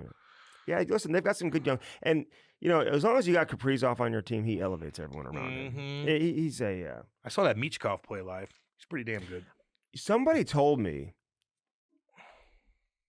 and I know they've got a bunch of dead money on Minnesota and whatnot, but that could be a secret team to throw a ton of money at Igor Shesterkin in an effort to keep Kaprizov happy and keep him there long time. Kaprizov, when's he up? Shesterkin, very close friends. When's he up? His contract. And Billy Guerin will find a way to have a conversation. Yeah. Sometimes you sign players to keep your best players happy. Yeah. And make it. And listen, I'm not suggesting that he's not going to be a New York Ranger when it's all said and done, but I've already given my take on paying goaltenders $12 million. I just wouldn't. It's a lot. It's a lot. Not when you don't play every game. So Jennifer Botterill and Kevin Bieksa, you're saying, got into it? A little. Because I don't think they got. I didn't see the clip. I just saw it on Twitter. So I don't even want people talking about it. And Lukey Gazik, who I like. Yeah. Oh yeah. But I don't know what happened, and so that's why it sucks. We just tried to look it up and couldn't find it. But she's taking flack, and I was wondering if they had an argument about the end of the Canadians versus who are they playing again? Pittsburgh. Pittsburgh, yeah. But I'm watching a bunch of fights lately too, man. There's a lot of fights. Somebody got knocked out the other day. Who else fucking beat the shit out of that? It was Noel Acciari who had the Ryan Lumberg. the reverse hit at the end of the game, right? It was at the end of the game, I think. Yeah, and caught him. I see working the games. I don't see It's a lot tough. of the panel stuff, man. And I miss it. But usually you would see. I mean, the video. Yeah, I just heard they were chirping. You think, I don't know. You think the video was erased? Maybe, So it's weird to even talk about it now because our guys are probably like, "No, I fucking Listen, saw I it." just So think- sorry about that, dudes. We love all y'all. Listen, I played hockey growing up, Oh, here we go. but I'm around a lot of NHL people, and when you get in that type of conversation, I think sometimes you just got to know when to lay out. You know what I mean? That's just my opinion. Lay out, Like get out, let them. let them do their thing. Yeah. Yeah, I see. You know what I mean? Yeah, Like sure. I can Sure. have my opinion on it based on watching and years of being around it and ask questions and whatever. But I can't tell NHL players who have been in the battle and have been in the heat. I can tell you sometimes Yeah, Andy tells me. Andy didn't think I played. that they're wrong. You know what I'm saying? Or their opinion's wrong. Or it's bad for. But did she say that? Don't 'Cause know. That's what sucks. Don't we didn't know. fucking see But I it. mean, So people sorry, are guys. insinuating Yeah. They're chirping her. there was an hardcore. argument or Yeah. some type of disagreement. She had one with Jamal Mayers. She had one with Jamal last season. Yeah, about something similar, I'm sure. And right off a face-off or something. Where he kind of checks him up. Oh yeah, it was a clip. And Jamal, who's taken like thousands of face-offs in the NHL, Yeah, I think I gave disagree. his opinion. I think I disagreed with Jamal on that play. Because remember, somebody was pissed at somebody, and instead of like hitting them or fighting them, they cross-checked them in the face off the bat, and I'm like, that's gutless. Like that's the bullshit you need out. And the elbows to the head and the knees and stuff like that. Like, don't get me wrong, but there's some big hits still going on, and there's a lot of fights lately too. Jeez Louise, still fun, like emotional. The Blues had a couple the other night. Jesus, Devils had a couple. Bastion got shit stomped by that Lomberg. My God, I think he broke his jaw. That doesn't happen that much. You get your jaw broken in a fight, man. That means you got caught. Let's try this one. Well, maybe we could sit here right now. Here, put on the thing. Let people listen. Oh, this is from. All right, sorry. never mind. Okay, There's all right, been let's go. There's been a couple of Okay, these. we couldn't do it. That was okay, back in- Jesus. You that might was- have to edit all that out. That was back in no. That was back in like January. All right, so we'll enough, find the clip Enough. and we'll react to that accordingly. I don't know why it's not. We up. got Maddie staging. I mean, on. the way Cam talks, it was such a big deal. Yeah, I can't. No, even, I just saw it on I can't Twitter. Even find it on Twitter. I know people exaggerate on Twitter. I just saw her getting rocked, and I'm So, like, okay, Send it what to the me, fuck somebody, happened? please. My bad. My bad. Can we talk about Jim Montgomery and him sitting Pasta. Pasternak for the entire period in a close game? They ended up winning the game. They shut out Seattle. A big win for Boston. Every win for Boston right now is a big win. I want to give Jack Edwards a shout, by the way. I know a lot of people hate Jack Edwards, but they recognized him at the game. Cam, he's got some illness that they can't even diagnose. They don't know what it is. And it's affected his speech. It has ended his broadcasting career, a brilliant career. How of old is he? 45 years of broadcasting. How old is he? I don't know. What would you say? He's like 60? 60s. He looks young. Yeah, he does. Younger But, than- I mean, and I'll say, like, my opinion of him changed a little bit 2 different times. Because I used to be hard on him on Twitter. Yeah. I would listen to him do games. He was such a homer. I hated him. I couldn't stand listening to him. I'm like, this guy is just way out of control. And then we had him on the podcast, and I'm like, okay, you know what? He took everything we asked him head on. Yeah, He he did. answered everything. He knows what he's doing. It's all calculated. But then, you know, my kid played on a team with a bunch of kids out of Boston this past summer, and I talked to all their parents, the kids' parents, hang. They love him. And the city of Boston loves him. They're fans. The Boston Bruins fans revere this guy. And I guess he used to come on every broadcast and say high above the ice, and they put a big sign above the broadcast booth now that says high above the ice. And they're honoring this guy, and it's a shame that his career has to end the way that it is, and that the doctors can't really put a diagnosis on it. Yeah, you that know? happens a lot, man. But he has taken a lot of heat, man. A lot of people just have so much dislike as for him. long as your hometown fans As love long you, as dude, you're who gives exactly. a shit? Dude, He's who a cares? he's a hometown broadcaster, and love they you. love him. Hey, sorry. I want my broadcasters to be fucking homers too, just so all y'all know. Like, if I'm a fan, I want to listen to the radio, and I want to listen to the TV, and I want them to be homers. I want them to pump up the Blues, and I want them to not like the other team. Respectfully so, of course, but that's what you want. Well, I don't want them kissing everybody else's ass. No, be a homer, but don't be crazy. But If you're entertaining the fans and they love you for it, then who cares? Listen, just by nature, when you're doing a home broadcast, you are going to lean towards the home team.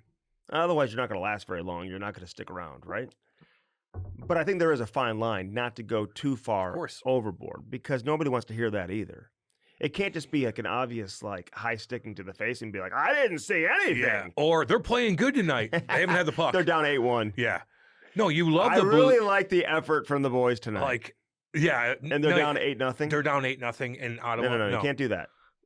And no one does that I know. No, I know. But there are some that he took it to the next level. I mean, his homerism was unlike anything we've really ever seen or heard.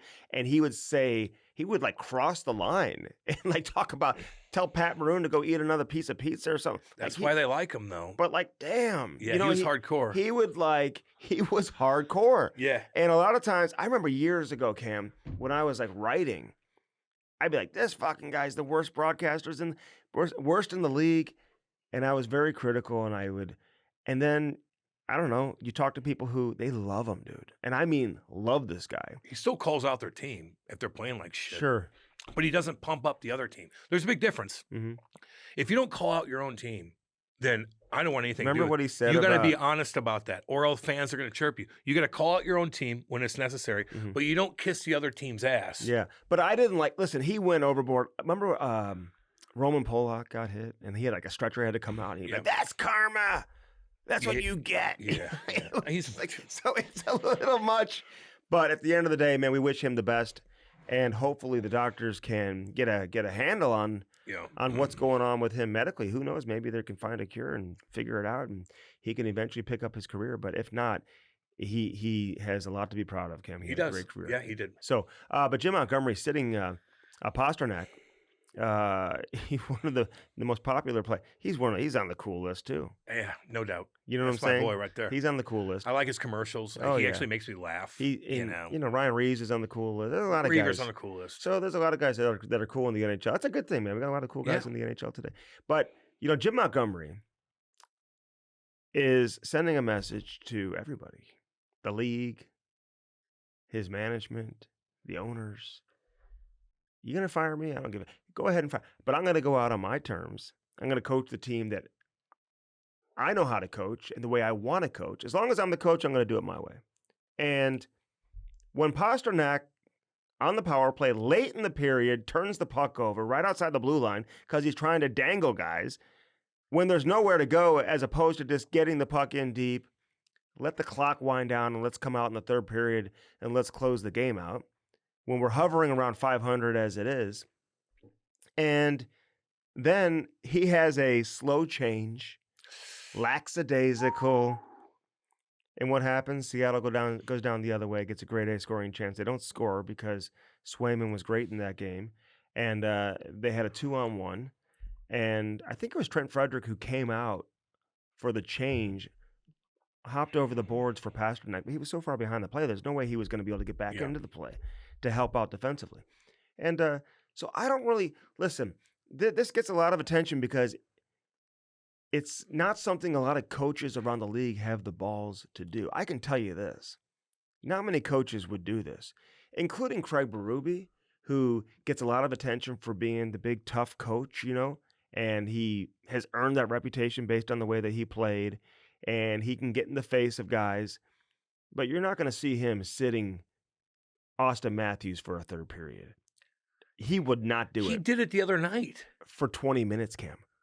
Pasternak didn't take a shift the rest of the game. I know, but he still sat him. Ryan Reeves was getting double shifted night in fucking Toronto. A lot of coaches will do that, though. Where you'll sit a guy, where you'll sit a guy for a couple of shifts. But he didn't do anything too bad. He lost the puck in the corner, I remember. I know. To Jordan Kyrou, and Kyrou sent it out. I know. So you'll see guys get sat for a couple of shifts. And it was one of the reasons as to why I think the Blues made a coaching change is because maybe he wasn't hard enough on certain guys like a Jordan Kyrou or Robert Thomas. And what did we see when Drew Bannister took over? He started sitting all these guys. Yeah, I remember that. And he got a lot of attention for it. Bucci. And so I'm not going to sit here and say, don't read into it. I'm not saying Chief is soft or he isn't hard on his players. No. But I don't see him. He's not going to sit Mitch Marner for 20 minutes in a game or for a full period or Austin Matthews for a full period. Now, he might, but he hasn't done it up to this point, and I've never really seen him do that before. He didn't do that here. Most coaches don't. Jim Montgomery did. It takes balls to do that. He knows his job is on the line. You have people saying that he won't even be the head coach come Thanksgiving time. And I think he's just like, hey, so be it. You want to fire me or whatever? I'm going to go out on my terms. I'm going to coach the team the way that I want to coach the team, and this is how it's going to be. He already got in the face of his captain, Brad Marchand, a few weeks ago. Yeah. That got a ton of attention, but you just don't see that happen too often. And you know what? He'll get another job. I'm sure. Oh, he'll get another job. And you know what? If I'm a general manager, I'm watching this, and he's not only coaching to keep his job, and I think they've overachieved the last couple of years. Listen, they've got great players on their team and whatnot, but I think the regular seasons, I think most people would agree that the point total that they put up the last couple of years, even though the postseason success hasn't been there, they probably have exceeded expectations, Cam, in the regular season. The last couple of years, he's done a good job there. He can coach. But I think he's also sending a message to the rest of the league. When they fire me, I can come into your organization. I'll hold your best players accountable. And I've got no problem doing that. Yeah. And when you turn a puck over at the end of a period on the power play. Not the first time. Yeah, not the first time. No doubt. So, yeah, man. Your top players aren't playing well. You do have to send a message. I'm sorry. And I'm not suggesting that I love this all the time, or I think that every coach out there should just Jared Bednar, you should just sit Nathan MacKinnon for. I'm not suggesting you do that. You know what I'm saying? Nathan MacKinnon's in a different. It's hard to sit him because I don't ever see him. But I'm just naming another. I'm just naming another top tier superstar. Okay. Like has Crosby ever sat out a Probably period? not. I would say, but he not. Probably wouldn't do that at the blue line. He's not. No, I would say that would happen, but I'd say his effort's always going to be there. Mm-hmm. Yeah. He might fuck up with the puck. And I don't mean that he won't turn, but listen, all the great players turn. I remember having this conversation. But he's going to stop and go 100 miles an hour. He's not going to be slow to the bench. Do you ever see him slow to the bench? But what I mean is, Cam. The one stop, What I mean is, usually if Crosby turns it over, he goes and gets it back. Gets it back as fast as he can. Or they'll score, and he'll be like, fuck. Right. But what I'm saying, turnovers are going to happen. Yeah. And they do happen all the time. My point is, understanding time and score, specifically in this case, the time that's left on the clock is what's important. And that's a selfish play. That's an individual play. You're trying to make something out of nothing when it's not there. You're up in the game. You haven't had a great start to the season. The period's almost over, and then you give up a great scoring chance. If they score down the other end of the ice, Seattle does, that completely changes the momentum of the game. No doubt. So, I do Pass like is the different with his effort than other superstars, too. You're right. Okay. He's not always. There's some superstars that have effort every single night, and Crosby's one of them. Mm-hmm. I would say McDavid's one of them. McKinnon is one of them. But Pass is not. Yeah. Matthews is probably not. Marner's not. Right. Ovi now is not. He'll hide too. Ovi never has been. Remember when he went through phases? Ovi. Remember when Barry Trotz got to Washington? He had to change him, and he wasn't playing him a ton. Yeah. Brett Hall didn't give the best effort ever. There it is. So a lot of guys don't. Pronger did. And he's a defenseman.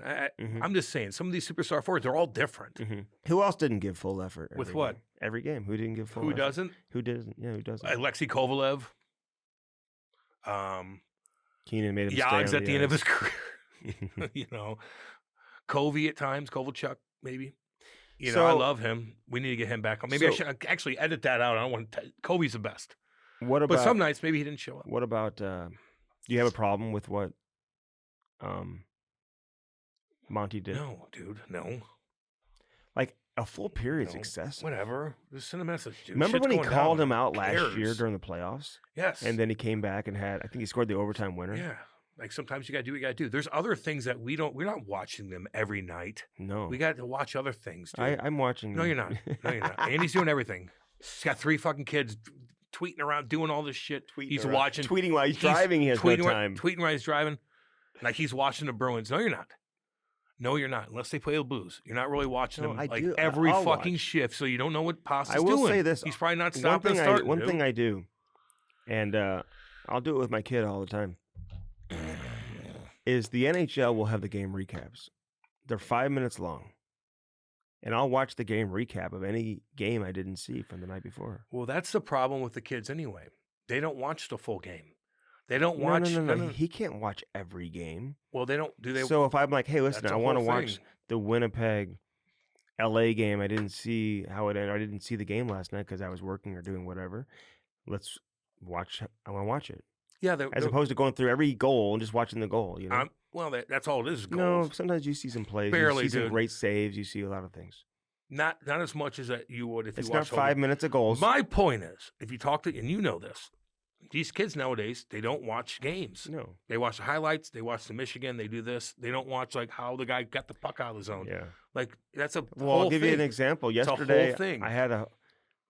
Ty had a game at early in the morning, like 7 a.m. So I literally had the entire day yesterday. We had nothing going on. No soccer, no field hockey.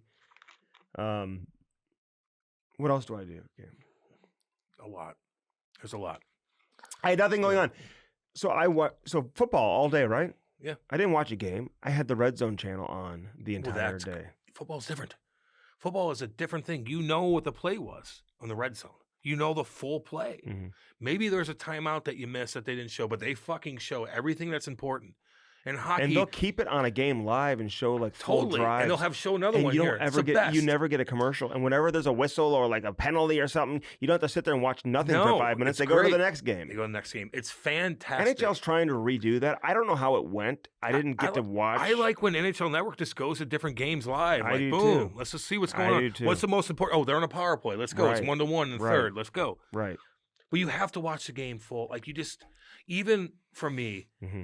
doing these trips and doing radio where I'm watching every second of every single shift, you see so much. Mm-hmm.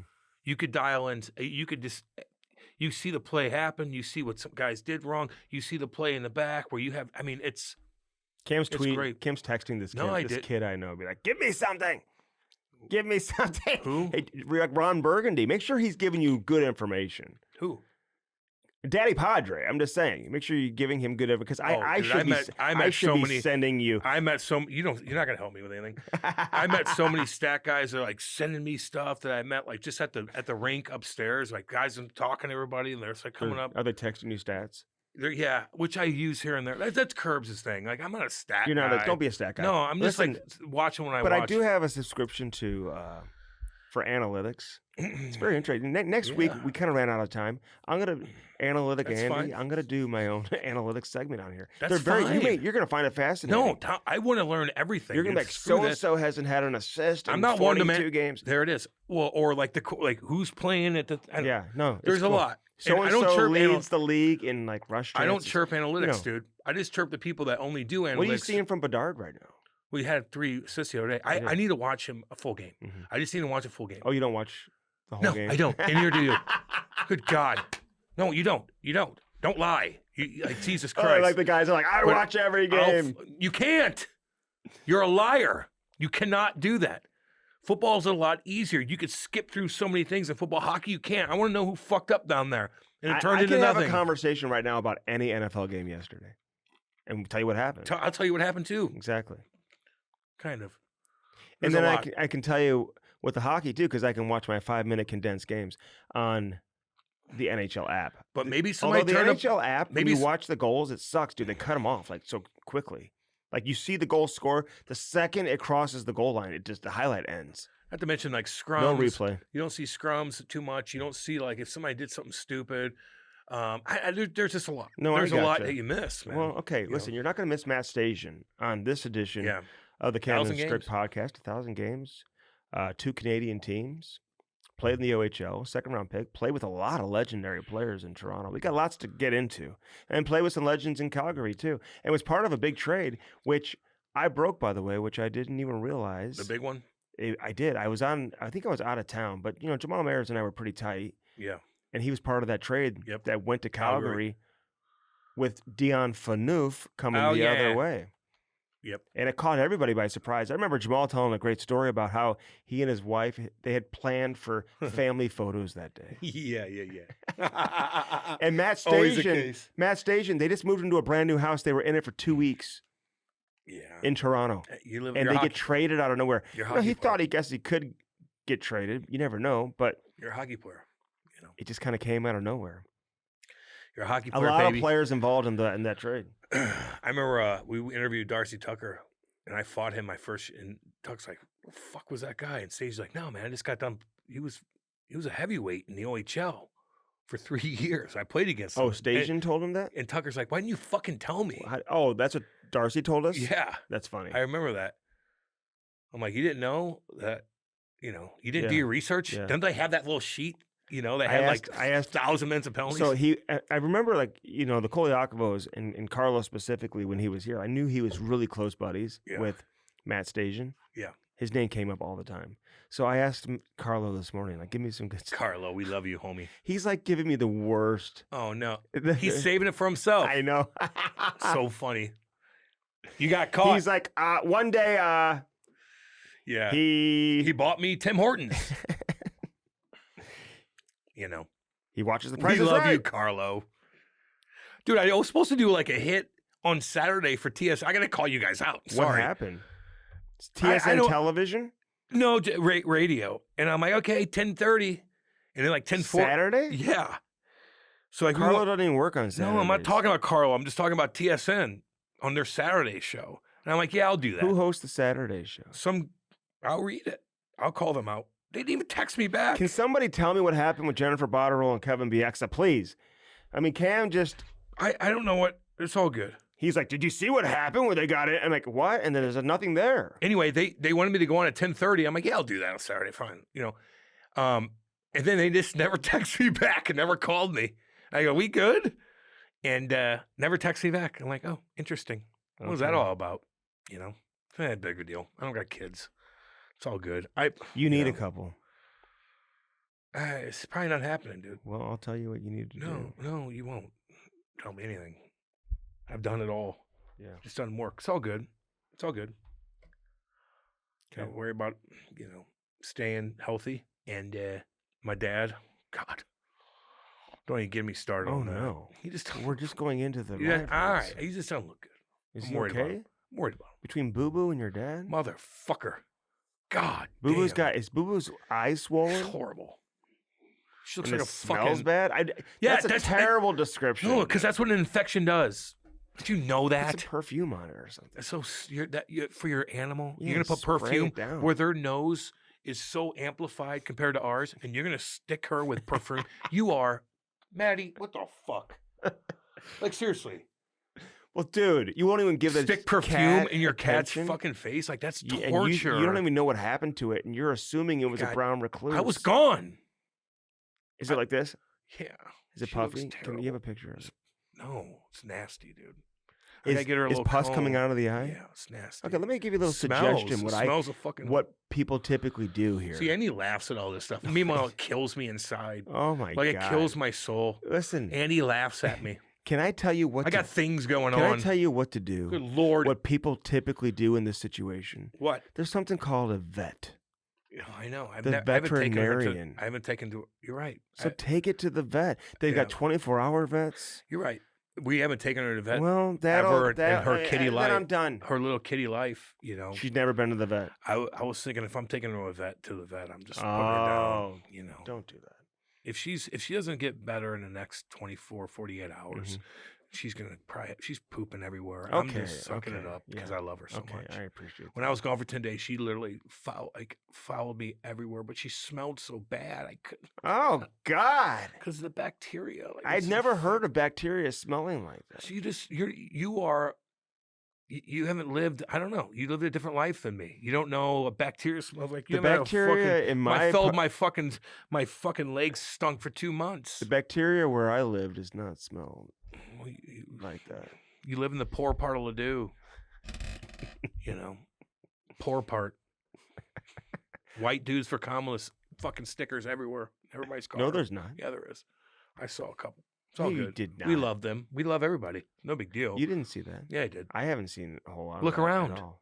Open your eyes. Look in their front lawn. Why are you chirping my house? I'm not tripping your house. Your house is beautiful. Tripping everybody else around you. God. It's all good. She's probably going to win. Oh my! You're declaring her the winner. I think right now. she is. I think that Could you she imagine? will. I just can't think she see will. it. They hate him so much. People hate him so much. Has anybody ever lost a presidential election by one?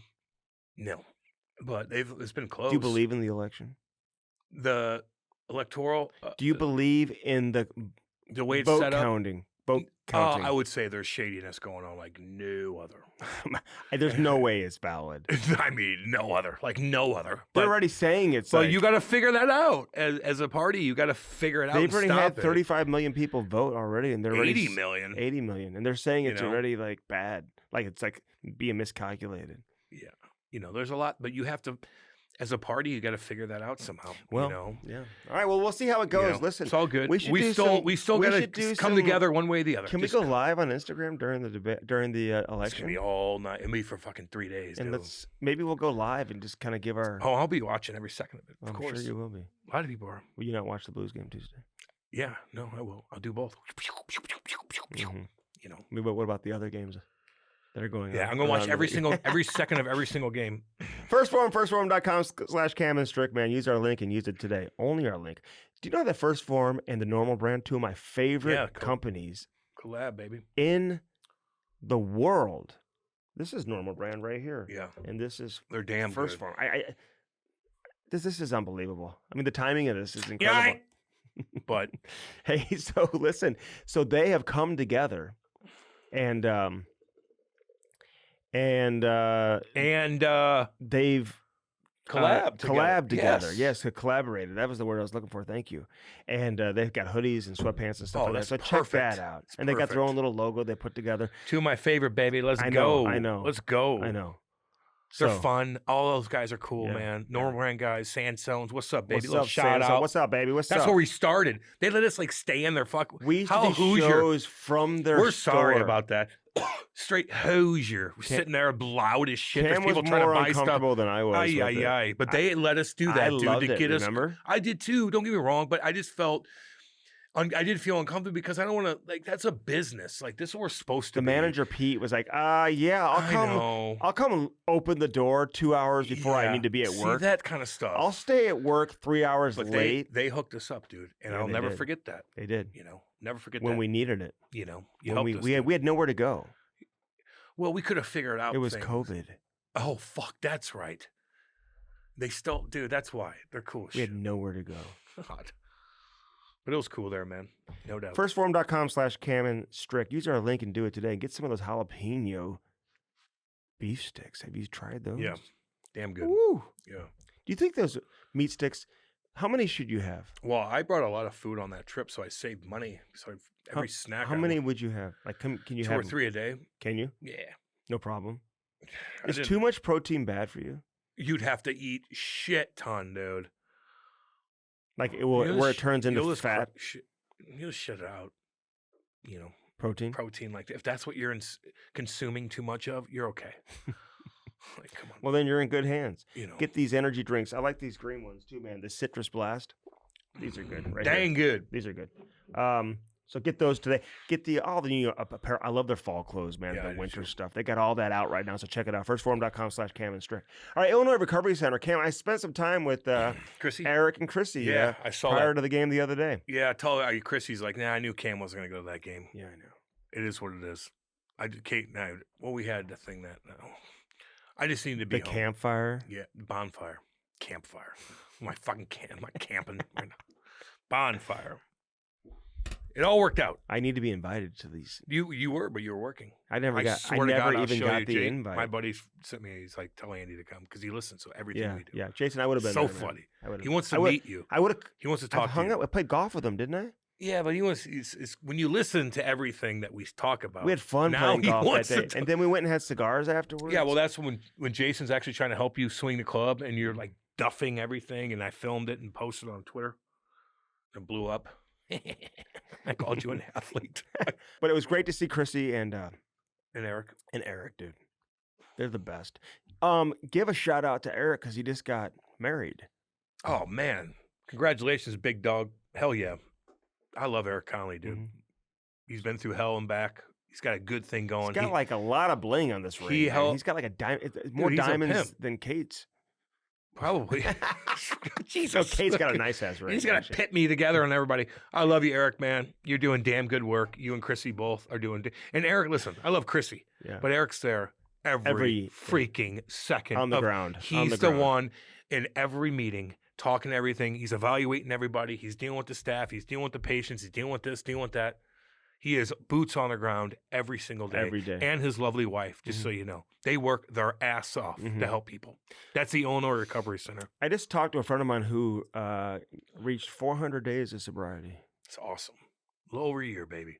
Now you're reset and you're good. Are you good at 400 days? Yeah. Now you'll pop in your head here and there in different situations. Say you were doing something like in some sort of, like every time you were at this specific place, that's what you got. It triggers you a little bit. Yeah. You just got to get, but if you're a year in, you're doing damn good. Hell yeah. Yeah. Okay. You're saving money and you Illinois look Recovery good. Center, man. You need some help, man. Reach out. We'll get you in contact with Chrissy and Eric. And hey, listen, there is a better life for you ahead. That's the most important thing. So take advantage of everything we have to offer from that standpoint. IRC is here for you. Hat Launch and hatlaunch.com, Cam. Talk about Danny and everybody over there at Hat Launch. We got a funny commercial out about Hat Launch. It's hilarious. You got to check that out. America's #1 source for customized hats. If you own a business, you play on a team, it could be the neighborhood association. Yeah. It could be White Dudes for Kamala. It could be White Dudes for Kamala, baby. Don't make it. And don't make a hat. Don't make a damn good good quality hat. Look at that big facility now, too. Sorry. Oh, my God. Dude, you stop doing that. I can't help it. My God. During the Hat Launch read? I ate a lot of weird stuff over the weekend. Like what? I don't know. God. What were you eating at the bonfire? Chili? A couple things. Okay. Yeah, IRC, or excuse me, Hat Launch, baby. Hatlaunch.com. They also have Shirt Launch. They got a big facility out there. But I got more people who come up to me and are like, damn, dude, I just ordered hats from Hat Launch. Tell me that information. Send me that guy's number. Send me all the information for Hat Launch. Is there a Cam and Strick discount code for Hat Launch? I have somebody asking me that. There's so much out there, man. Hat Launch, talk to these guys, dude, and let them even create a logo for you. If you're not sure what you want to have on the hat, they'll be the creative people for you as well. So do that and do that today with hatlaunch.com. Damn right, baby. Shilly Plastering. Get plastered with Shilly Plastering. Hey, man, turn your backyard into an absolute oasis. This is the time of year you want to do it.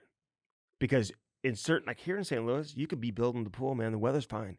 You can be building the pool all winter. And by the time that first day of spring or summer, you're ready. Dude, you're ready to rock and roll. And you're staring at it like every day gets bigger and nicer and nicer and nicer. And then you're at the very last finish touches. And you're like, in 2 weeks, we're opening this bad boy up. Open. And we're never leaving our house. Pebble Tech Technology, too. Do that. 5-year warranty. Blue Note Roofing, Cam. David Novak, the absolute man. Did I forget to send you his number?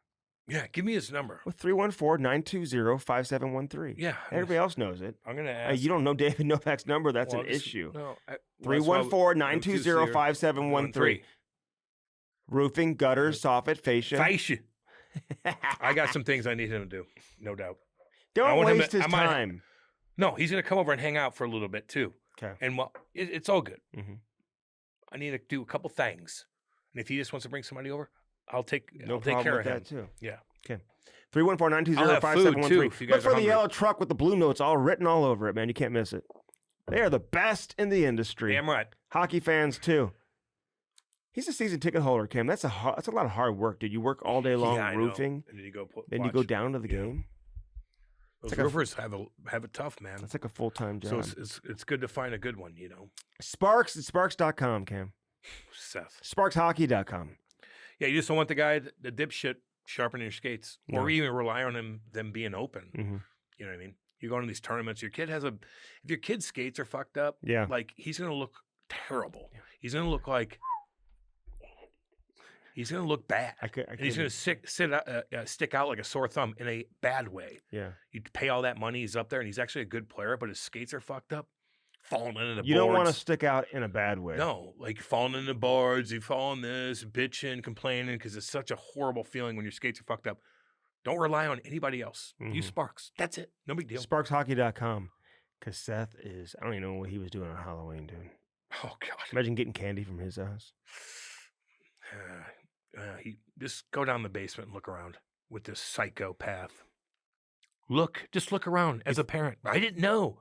I didn't know. He's a good kid. No, he's not. No, he's not. Look at him. Look downstairs. Look at his history. I'm telling you. You'll be like, whoa, we got to burn this computer. Yeah. And his parents are like, he's a good kid. Never mind that and the animal bones and the ammonia. The fuck is this? Pneumonia. Bench clears, baby. Look at that beautiful. Dang good. Basil McCray. Hey, you know what I meant to wear today, Cam? Razzle dazzle. We should wear them next time. What? The hoodies.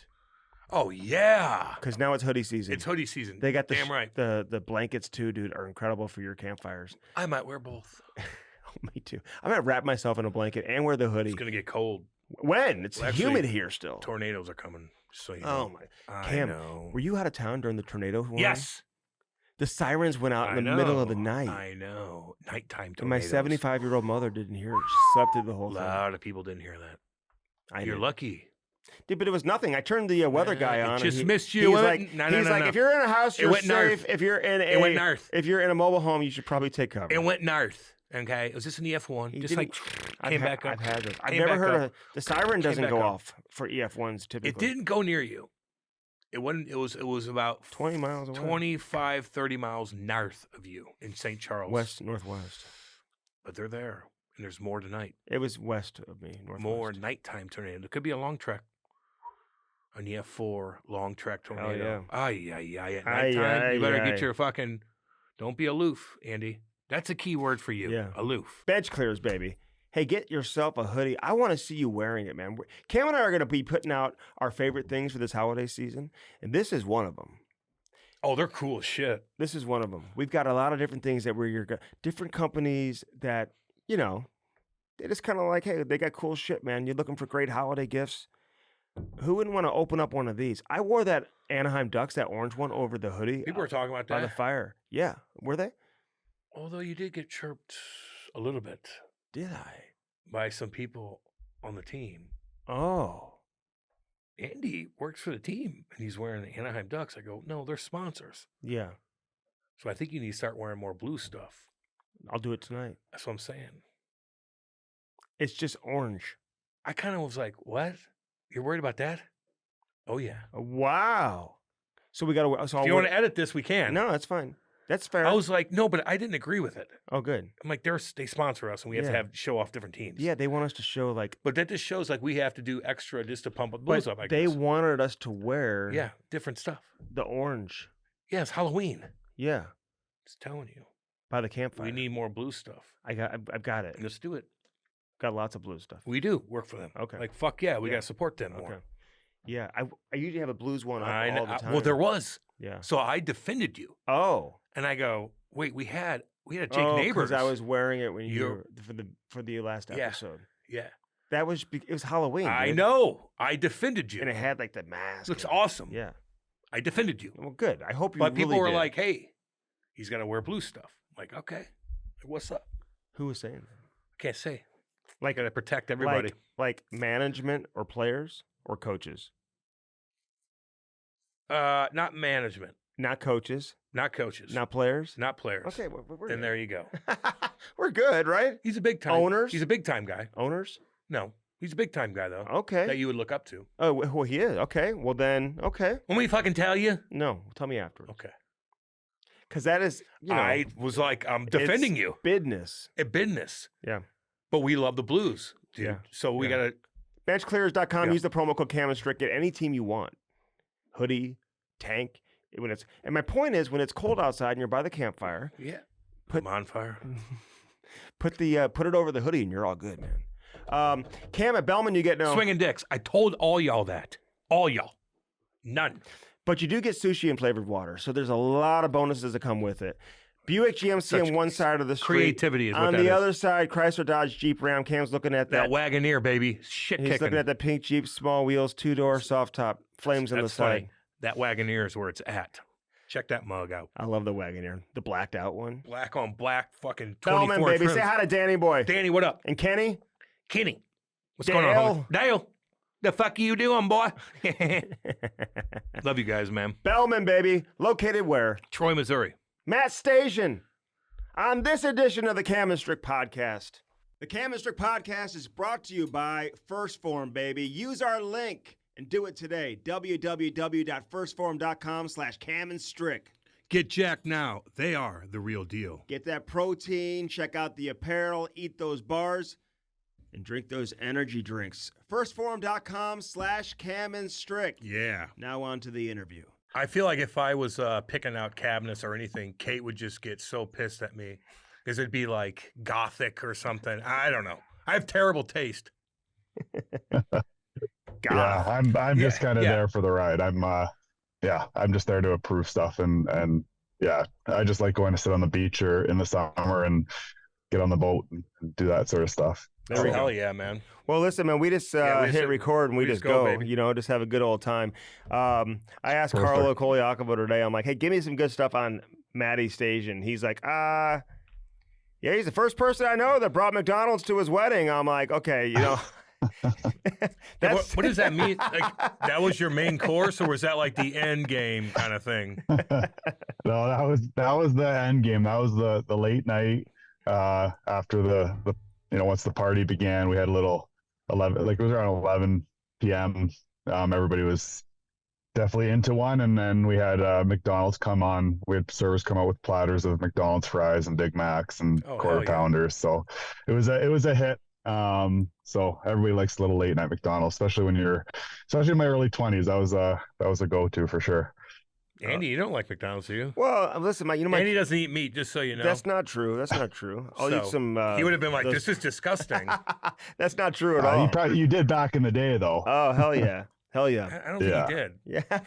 I'm sorry, Maddie. Like, I mean, hey, we discussed this a lot, okay? Hey, where are you at? He's a vegan. You're in Calgary. No, I'm not, man. You're like sending false information to our guest, man, Matty Stajan. No, you're right. Yeah. Hey, so you're in Calgary. What's and you never left, right? You got traded there.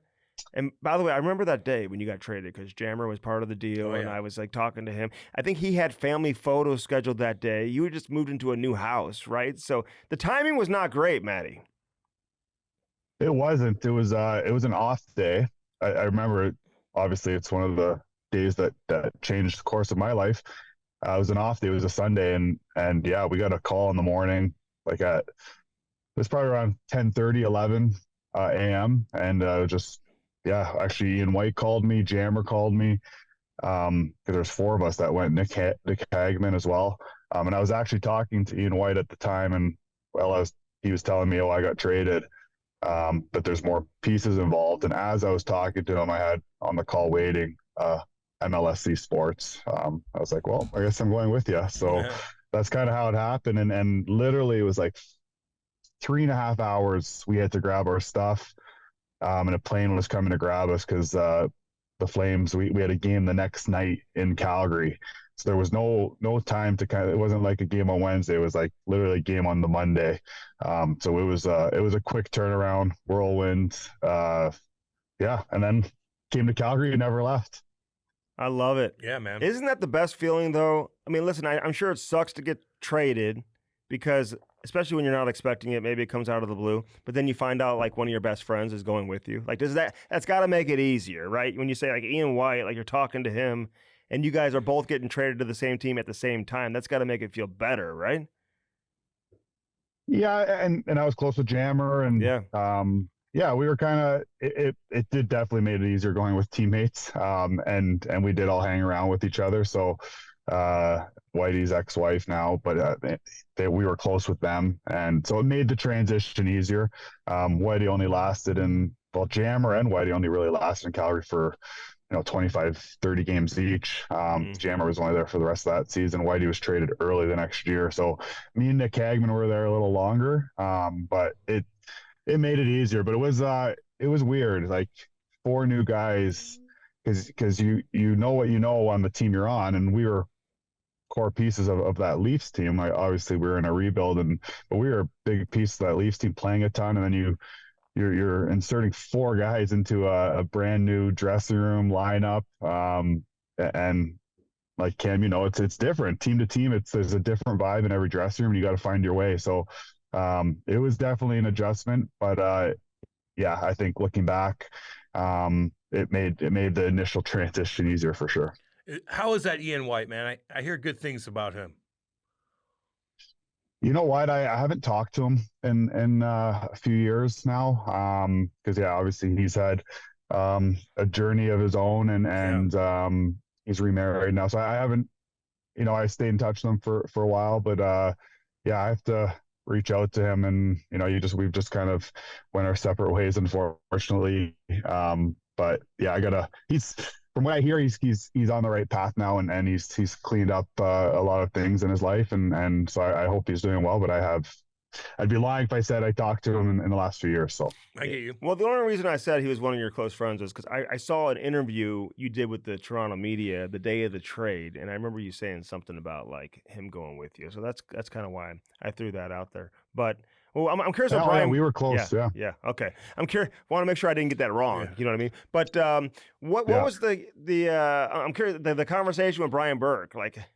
Is he short? Is he like, I need truculence and I'm making a trade? Or truculence. Or is he like, hey, I love you, man. Sorry, we got to make this deal, whatever.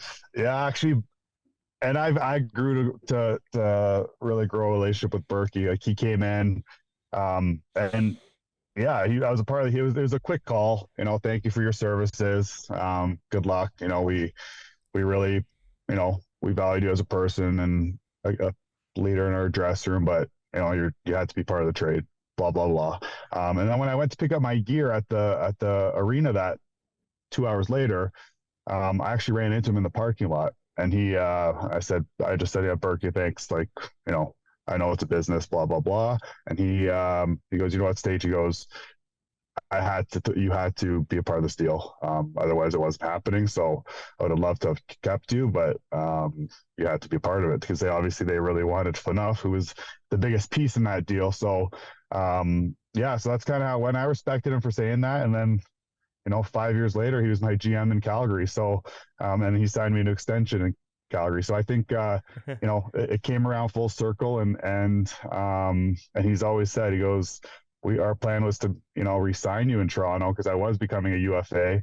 But obviously, changes had to be made, and they were kind of trying to find their way, and you got to give something up to get something. So Toronto gave up 4 of us, and that's how things played out. But it's that's my journey, I guess. Like, everybody's career path's different. I'm thankful for, I've only played on 2 teams, but I got to play for a long time. And it was always in Canada, which is, not many guys can say they played their whole career in 2 Canadian franchises. And one of the cities I grew up in, cheering for the Leafs, and as a Leaf fan, I got to play there. And now I came to Calgary, and it's become my home. My kids were born here, and I'm still a part of the organization. So it's been, I'm very thankful for the journey that my wife and I and family have kind of had, and it kind of played out.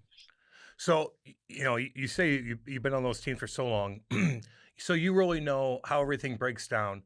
And I remember getting traded from Jersey to St. Louis, and I'm like, whoa, there's a big difference. Like, what was the biggest difference between the 2 organizations, and maybe the way of life and all that stuff at the time? At the time, well, I think Toronto's Toronto. I think, the mecca of hockey, and you're still in Canada and Calgary, but it's not as big of a city as Toronto. It feels more like a small city. So it was nice in a way, but there's still a lot of pressure in any Canadian market. But the biggest difference, like, honestly, like, I was on the West Coast, like, we're, 2-hour time change, and it was just kind of getting used to stuff like that. And to tell you the truth, when I first got to Calgary, it was tough. Like, I struggled. I wasn't playing the best. I signed an extension, so there's a lot of pressure, and I think things didn't turn out, but I kind of had to reshape my game, and it took me a few years to do that. But I found my way, and I became part of a big part of the team for the next 8 years in Calgary. So, but the day to day, just like, we had Dare Canada Center is brand new. The facilities in Toronto, they had the practice rink, where Calgary, they're still in the Saddle Dome, the oldest facility in the NHL. And we are building a new rink here, but So there was a lot of changes like that, but it just felt more like, less of a production in Calgary, where Toronto's like, everything's about the Leafs, even and all the platforms. So it was a nice change, but it was an adjustment because all I knew was Toronto. Yeah, man, that's a great way to put it. Yeah. It is a production in Toronto. Like it's different from that standpoint, and I just wonder if it can be distracting at the same time, especially for a young guy, man. You come in there, I know you played in the OHL, but you're from the area. Like when it's a Toronto kid playing in Toronto, how do you block out the noise on the outside, people wanting to get a piece of you, man? I mean, doesn't matter what your role is on the team, you become an instant celebrity in that town, and you get recognized everywhere. Was it what you thought it would be? Like when you dream about playing for the Maple Leafs as a kid, then you play for the Maple Leafs. Is it what you thought it would be? Oh yeah, like I was living my dream. I think playing in the NHL, we're all living our dreams. But yes, definitely, getting drafted by Toronto and the team like I grew up watching and cheered for. It was crazy. Like sometimes you pinch yourself, like because you grow up, you're like watching Mats Sundin in the early 90s and all these guys, Domi, and then all of a sudden I'm in a dressing room and on the team with them. Like it was crazy. So, but I came up with Carl, like you mentioned, like me, Carlo, Welly, Kyle Wellwood, like we all knew each other and we all played World Juniors together, Ian White, Brendan Bell. The five of us all kind of came in together and Alex Steen was drafted as well to the same year as me. So we became close before. So we were all, it was kind of a minor, they were bringing some young talent into Toronto, obviously with when the salary cap first came in, when it went down to 39 million. So they had to use the young guys. So we were kind of together in Toronto going through it all. And it's just about balancing, it takes you a while to learn. You'd maybe get carried away some nights and you need to grow up. But it helped me grow up quicker because you have to balance, what your profession is and being able to perform. And then you got to have fun. Like you're 20 years old and you're going to have your fun, especially when there's five of you around the same age. So it helped me grow up quick, but it was an adjustment and I loved it. Like who wouldn't love that? Like you grow up, you're playing in the NHL for the Toronto Maple Leafs and you're living your dream. It was awesome. And I was just fortunate enough to do it for as long as I did. No shit. Kyle Wellwood, man. He's hilarious. We had him on. I played with him in juniors. Does he even know he's funny? Is he trying to be funny or is he just like naturally hilarious? He's chill. He's hilarious. He's hilarious. We had a lot of good times and but I remember, Cam, like I've probably seen some of your best fights too over the years, going back to junior, because you used to fight Jake Gilmore every year, when I was in Belleville, and then I saw you fight Tucker and Belak. You had a lot of fights that I had front row seat to, so I was thinking about that this morning. Like, man, I saw you in a lot of good tilts and over the course of time. Well, shit, you bring up so many guys, like you bring up Wellwood and those guys, but man, you had a lot of like alpha dogs on those Leafs team. Tucker to Domi to Sundin, like Gary Roberts, like man. Owen Nolan, right? Nolan, you had monsters on that team. Like who's like the loudest guy that keeps the energy up in the locker room, shit like that. Like who's that guy? Steiner? Steen. Yeah. Steiner. Well, Steiner was Steiner. You guys know him. Yeah. You know what? There was a lot of personality. Like we had Ed Belfour as our goalie, as our starting goalie, and then you had like Mats was like the ultimate leader. He just was even keel, knew when to say stuff, worked every day. But then you had Ty, you had Darcy Tucker was, always brought the energy, but like, he's a fiery guy. And then you had Brian McCabe who kept things light, like to joke around, but you had Thomas Cabrera was a very quiet guy. And then you had like Robs, and I played with Joe Newendike. Like those guys were like guys we all grew up watching, Hall of Famers, and I was like, geez, like this is incredible. We even traded for Brian Leach my first year. So the personalities were like, oh, Nolan, you see the names you're saying, I'm like, yeah, pretty crazy. All the guys I played with, and I'm probably missing a few.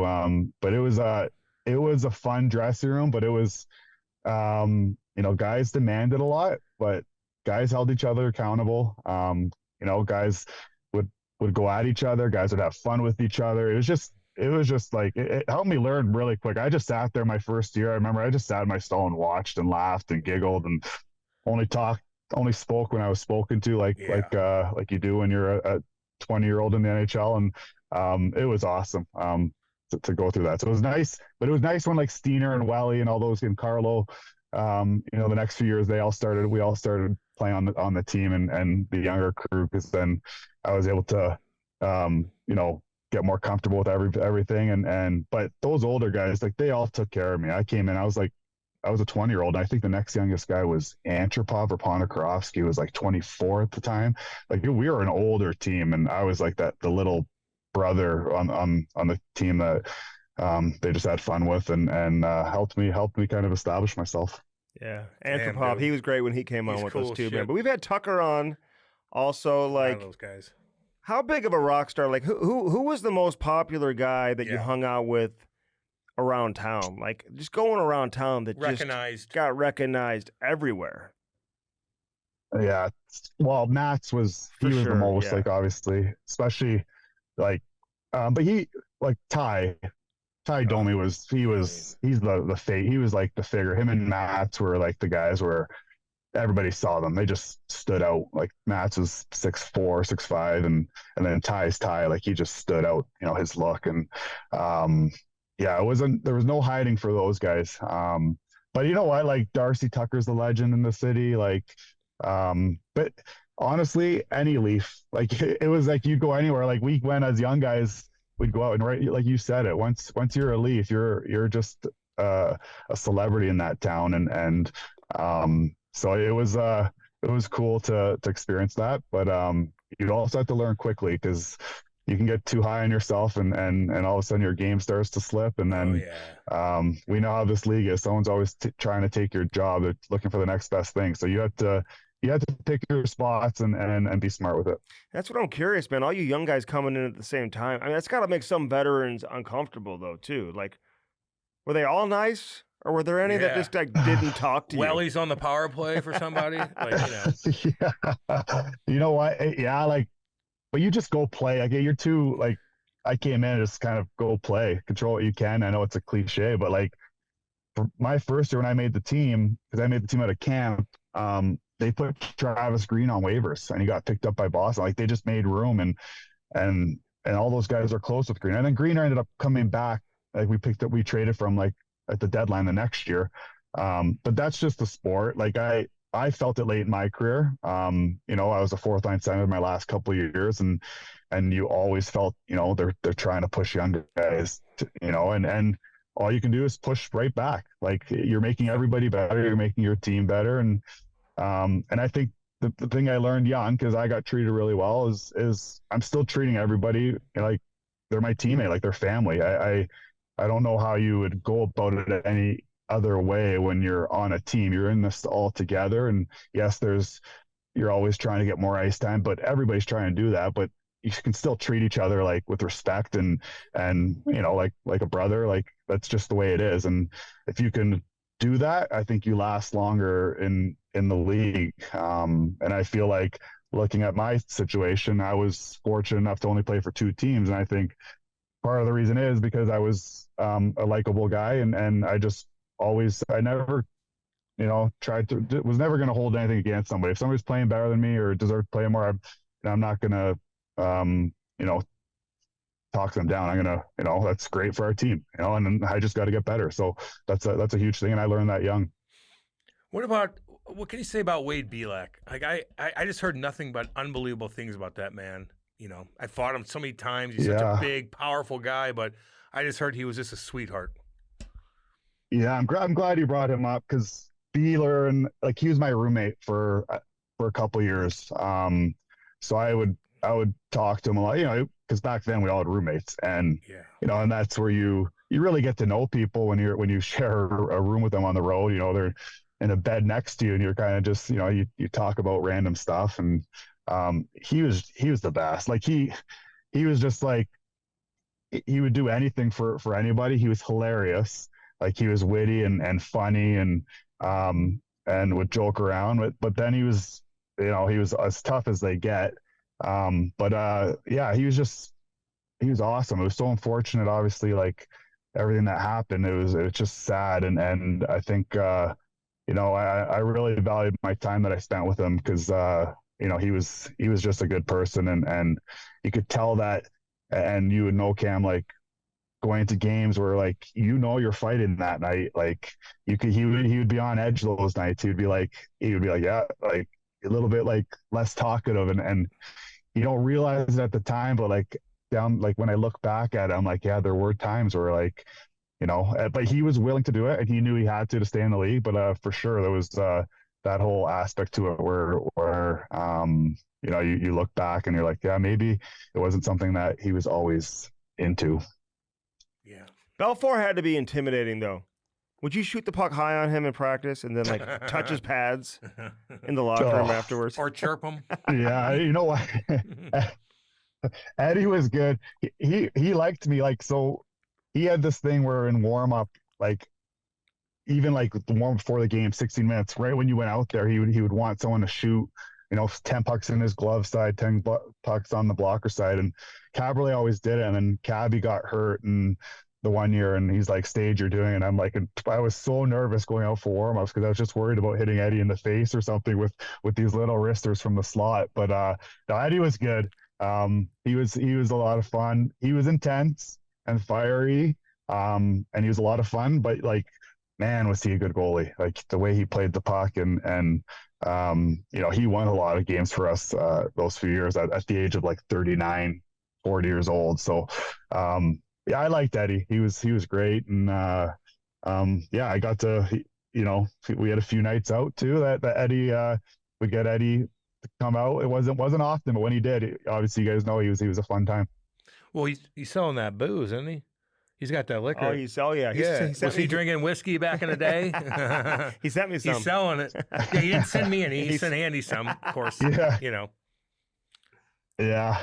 No, Eddie's great. Honestly, Eddie was like, at this point, like he was older, so he was like 30. I don't know what he was. He was probably in his heyday when he was younger. He was probably way different, but it was like twice a year we got Eddie. Like it would be like rookie party. Eddie would like come out and really go after, and then the end of the year we'd have Eddie. Like it was like a couple times a year, but he was, other than that, he was very focused. Like he he had his things that he did is like he drank like orange juice, like had to be like organic orange juice before games. Like it was like very specific, different things that whatever your starting goalie wants, that works for him. You just do it and let it be. And yeah, you're just so focused on what you need to do as a player, so you let the goalie. If the goalie's going to make 35, 40 saves through every night, I think you just you let that happen. Did you miss Cujo, or did you play with him? You know what? I missed him in his early, but he came back. I was with him when he came back to Toronto to finish his career off. So he came back to us in 08, 09 his last year. Came back and had that last year with us. Do you guys remember that? He left. He went to Detroit. Yeah. Yeah. And then he came back in like 08, 09. He was the backup, but he was great. Cujo was awesome too. Like what a good person he is. Like talk about, good teammates. Cujo was very selfless and just like awesome to talk to every day, especially at that age. He kind of accepted the role of, when he played, he was into it, but then when he wasn't starting, because we had Vesa Toskala too, and he just kind of was awesome to get to know him, because he was, like the Leafs had some great goalies, Like when you look at it, you had Potvin to Cujo to Belfour. It was a pretty good string of goaltending there through that era. Cujo got us all into hockey back in the day, man. That's how we all got it in St. Louis. I was growing up here. But you bring up shooting on the goalie, though, like shooting on the goalie in practice. I did that too, and I hated it. When you're the guy and has to warm him up, and you sometimes will hit him in the mask. Like that's the most intimidating. People need to know that. That's the most intimidating thing going. Good God, I'd hit Marty in the mask. I'm like, fuck, sorry about that. Yeah, it's not easy. Like like it's in preseason. Sometimes when the goalie comes in mid-game and they shoot some pucks on the goalie coming in mid-game, like you got to hit the perfect. So you're just warming them up, but like you can't. It's like they want it right in the glove every time. Like, it's not that easy. Like, we're good, but we're not that good, right? And all the fans are watching. Everybody's watching you. Like, exactly. God, you do it in practice. Anyway, it's all good. Yeah, I had a muffin though, so I didn't have to worry about hurting anybody. So yeah, me too. Did Gary Roberts pull you aside and be like, "You need to start training. You're not training enough. You need to get in the gym. Let's go. Start working out with me before practice and after practice, and then again at night." Yeah, well, yeah, he was pretty intense, and yeah, he was all about fitness, like shakes, and between him and then Matt Nichols, the trainer, like. Yeah, there was a big push on for everybody to get up to speed, and I learned quickly, like, you got to take care of yourself.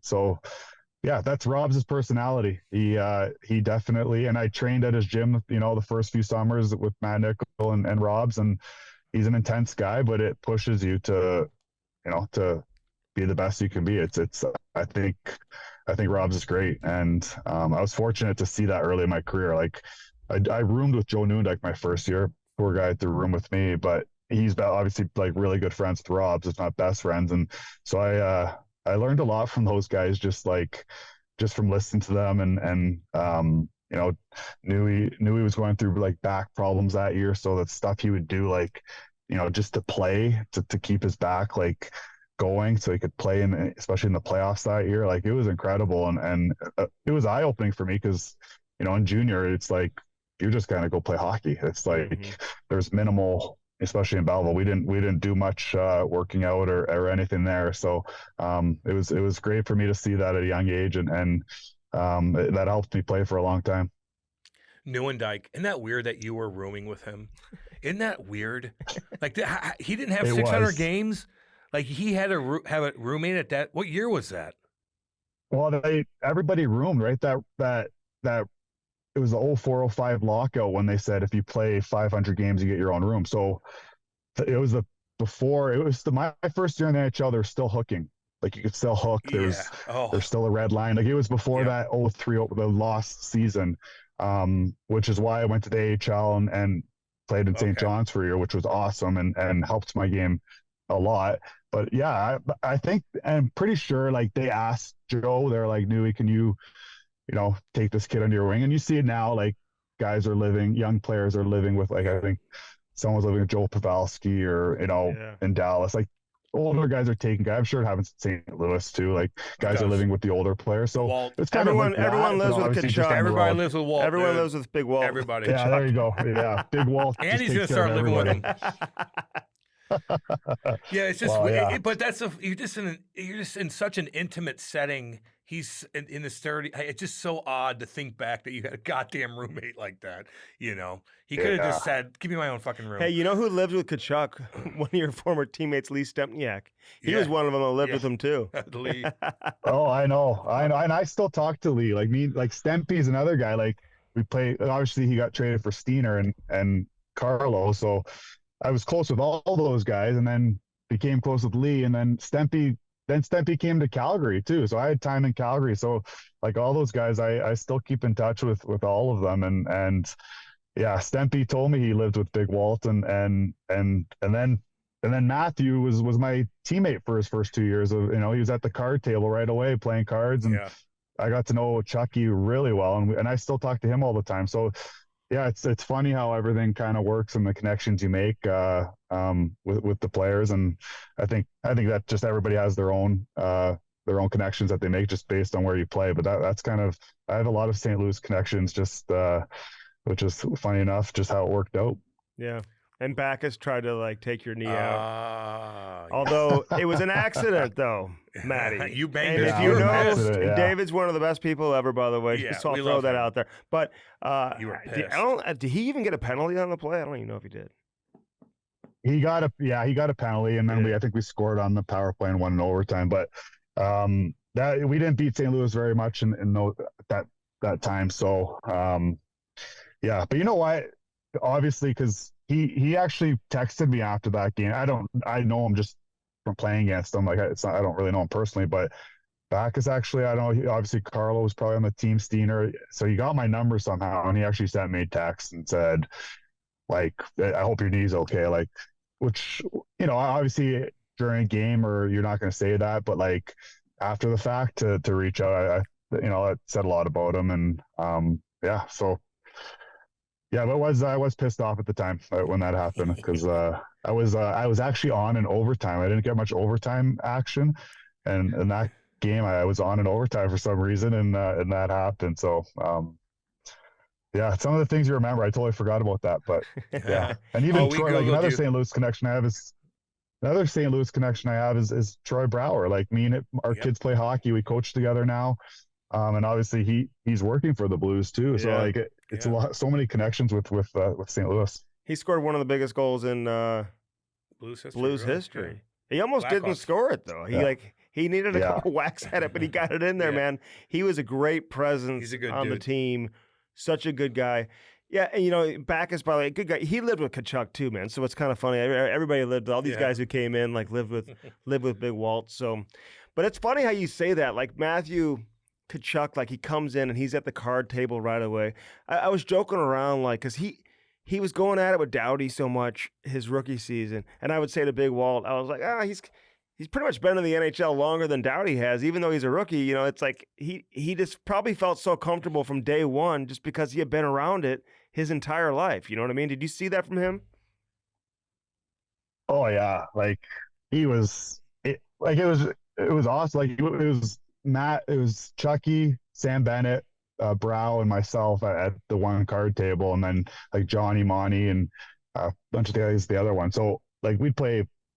You could just, even when you play cards against Chucky, you're like, he's just the things he would do. I'm like, this kid gets it. Like he knows how to get under people's skin and roll with it and embrace it. And you saw that right away. Like in the NHL, like you could tell he'd been around it a lot. And obviously, you know, his dad was a special player, so you have that. But just being around, like you said, all those guys living at their house, like it was. Those guys are just meant to play in NHL, all of them, and that's why they're, you know, both boys are just, you know, thriving in the NHL and fun to watch. So it was he was funny, and like I remember, like he just embraces it, right? You guys know him. It's just it was fun to have those guys at the table, and you know what, I think even now, like when they come to Calgary and I go see them, and it's just like no time has passed. Like just the same old dumb jokes that we would always do. And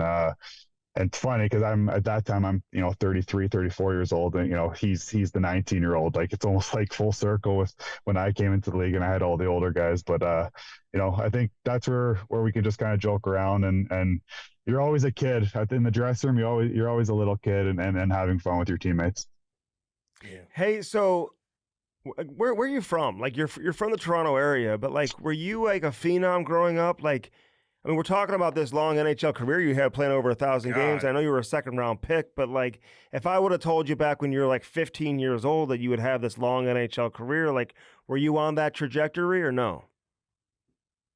No, definitely not. So I grew up in Mississauga, just outside Toronto, and I never, like, Cam, you might remember. So our draft year, they moved the OHL draft to a Bantam draft. You might be different because of, I don't know, being American. Like I just think it's different. But they moved it to a Bantam draft. So they had a 20-round draft, Bantam draft, and I didn't get picked in that whole draft. That's when I was playing with Carlo and junior.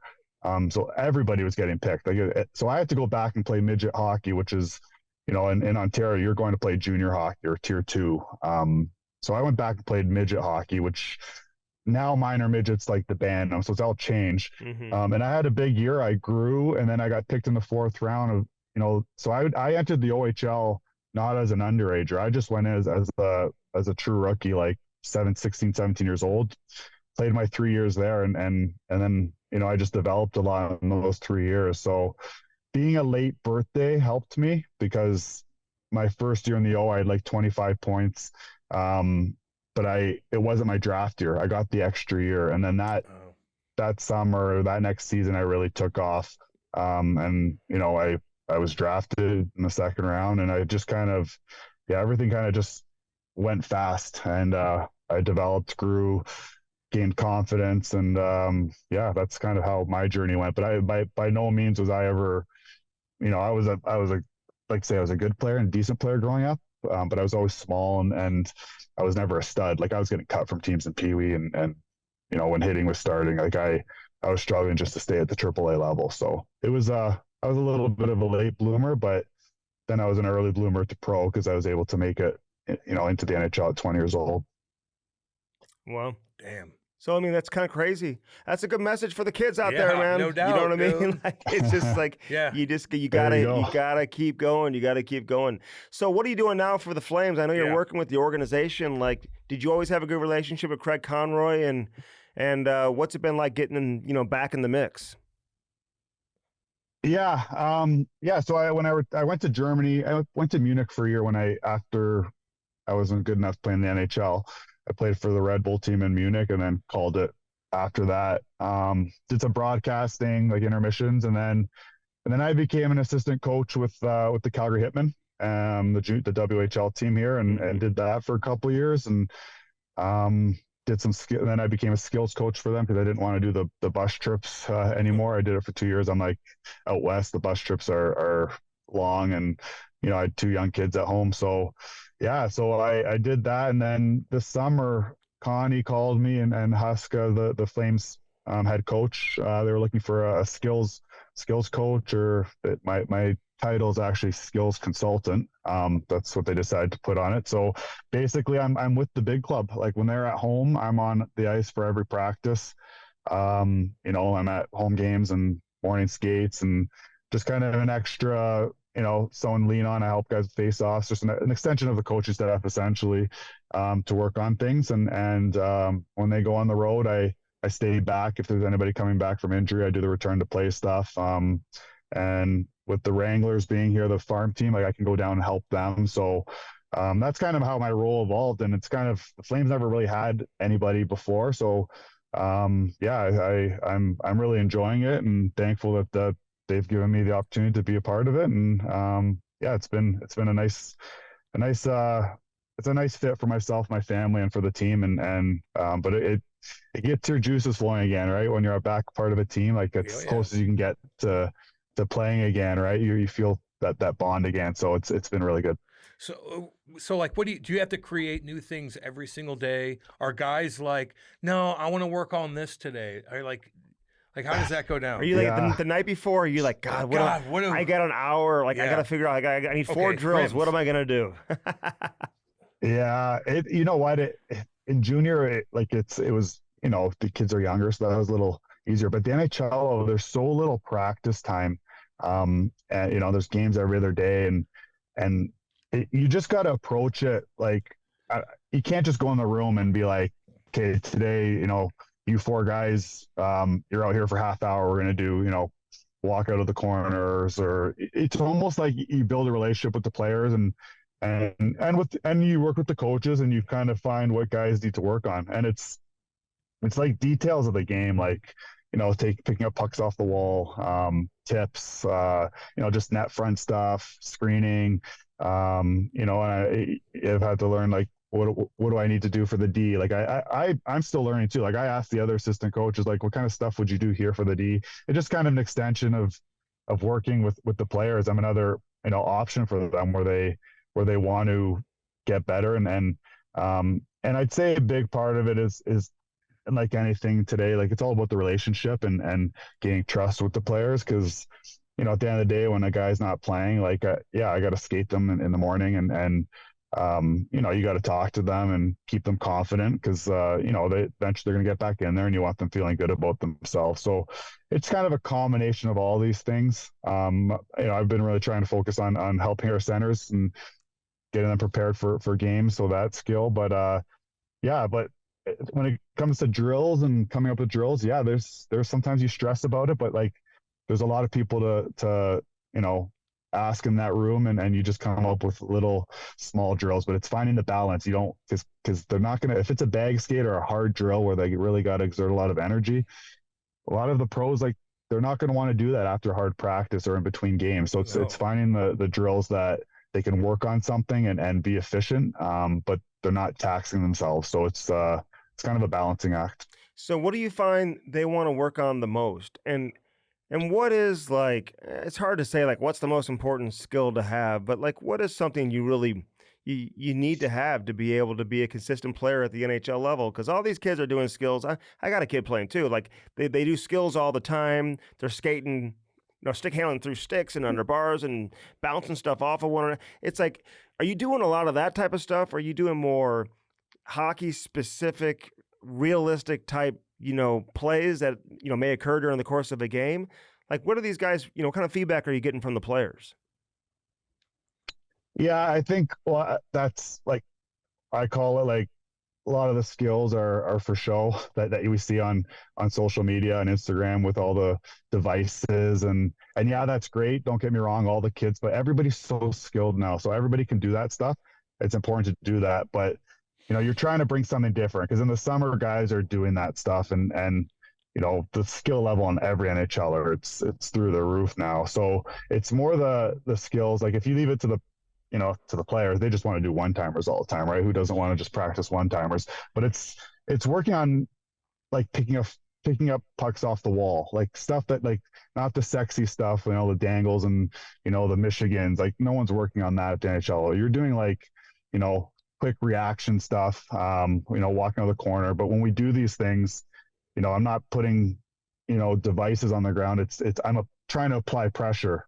And making their decision making, so it becomes instinctual because the game's so fast and you don't have time to think. You want things to just become, part of what you do. So it's just, it's trying to do things at top speed, but at the same time, like having them make some decisions and putting pressure points on them where they got to kind of spin off you or depending on what you're doing, just making them apply that to the skill as well. Because anybody can go and I think it's great for kids go stick handle with a super deker or dangle a pylon or a device, but you got to make it game like and at the NHL level it's so fast that we try and provide that for the players so that it's realistic. So what's like a big difference these kids do that you were not aware of during our generation, right? Like it could be nutrition to what the team does differently. Like what are some differences? Yeah, we kind of probably saw it slowly changing over time. I think coaching junior, I really saw like the video and everything's right at the fingertips for the players now. Like they have everything at the junior level. Like you can watch all your shifts after every game and the kids want to like they just want to learn and get better. So all of that's right there at their fingertips, the nutrition, the trainers, anything they need. Where when we were back in junior, we had, one guy, he was our therapist. He sharpened our skates. He did the laundry, and then the coaches, there was no video. They had the old VHS tape. So like now it's like right there after games, intermissions, you can bring a kid in and show them something from the period. So at the NHL level, it's even step up where you have like, coaching staffs have gotten, bigger and so you have, more coaches focusing on players and it's just everything's there. And if you're not doing that, you're the team that's falling behind. So it is crazy to see like there's a chef every morning for breakfast. There's, omelets and, all that good stuff. Like that wasn't there early in my career. And I guess it depends on what teams you play for. It's just kind of crazy. Like there's red light therapy, tanning beds now in the dressing room. There's massage chairs that, help you recover. And like it's just crazy, all the stuff. And that's just professional sports. And you're trying to maximize these elite athletes, which we somehow were at one point, Cam, but what's the red light training? What you can get. Cam wants to know about the tanning bed. What's the tanning bed all about? Because I'm fucking pale as shit. Oh, it's not. It's not. It looks like a tanning bed. I don't know if you guys ever been to a tanning bed back in the day. Oh yeah. You go into the bed and it shuts. So you have that device. You basically have a bed, but it's red light therapy and it helps your recovery and So you go, it looks like a tanning bed, but just like red light therapy. So I think that's just the new science. I'm learning about it too. Like I just never heard of it. It helps us not age as quick too. Therapy. It's infrared, I think. So just get your juices going. Yeah, infrared saunas. Yeah. Okay. Exactly. Cool. Yeah. So but it's crazy. Like the details of, as a player, you're really focused on what you need to do. So I was a centerman, like, you're ready for face-offs and you have a bit of a background, your system and power play, penalty kill, but the details of every little thing of, I don't know if I just forgot because, I've been retired now for 5-6 years, but it's like everything, there's not anything missed at the NHL level. Like everything's covered. It's crazy. And that, the coaching staff I'm a part of, like Husk and the guys, like they're very detailed. And I think you see that across the NHL now, but you have to be, because the difference in between winning and losing game to game is so slim, with the parity in the league that's just there now. Hey, how was Iginla, like as a teammate? And was he a guy that, I just feel like the way his game was, it was so game driven versus like he probably wouldn't, and maybe he'd wow you in practice too. I'm sure he was one of the hardest workers out there and stuff, but like you talk about all the skills stuff, like he just was such a gamer. Like he could do everything, but you watch him, I think as a kid, you're like, wow, he's not as flashy as this guy or that guy, but then he's leading the league in goals. You know what I mean? So what was it about him that made him so different? Yeah. Well, I actually saw Jarome last night. He was in town. With the team, watching the game, so I sat with him for a bit. But he, he's such a good person. Like when you talk to him, but he has that drive, and like you said, like maybe he wasn't the flashiest guy, when you're doing skill stuff, but he would work at a skill. But when it was game time, his drive to score goals and to win was as good as anybody. And I think looking back, like before I was his teammate, it was always like, okay, we're playing Calgary. Like, let's kind of leave Jarome. Don't get him fired up, because if you wake up Jarome, he could burn you in a lot of ways. Let alone if you fight him, he's probably gonna take you down too. And then when I became his teammate, and you see like the fire and just like the gamer he was, he was special, and he's just a special guy, and the drive for him to score goals, like he was just like, he just wanted it and would do anything to do it. And that's what made him successful, like right through his career. Even when you talk to him, he's like he's just all about like doing whatever it takes to, and I think everybody has that. You need that to get to the best league in the world. Like we all have a little bit of that understanding.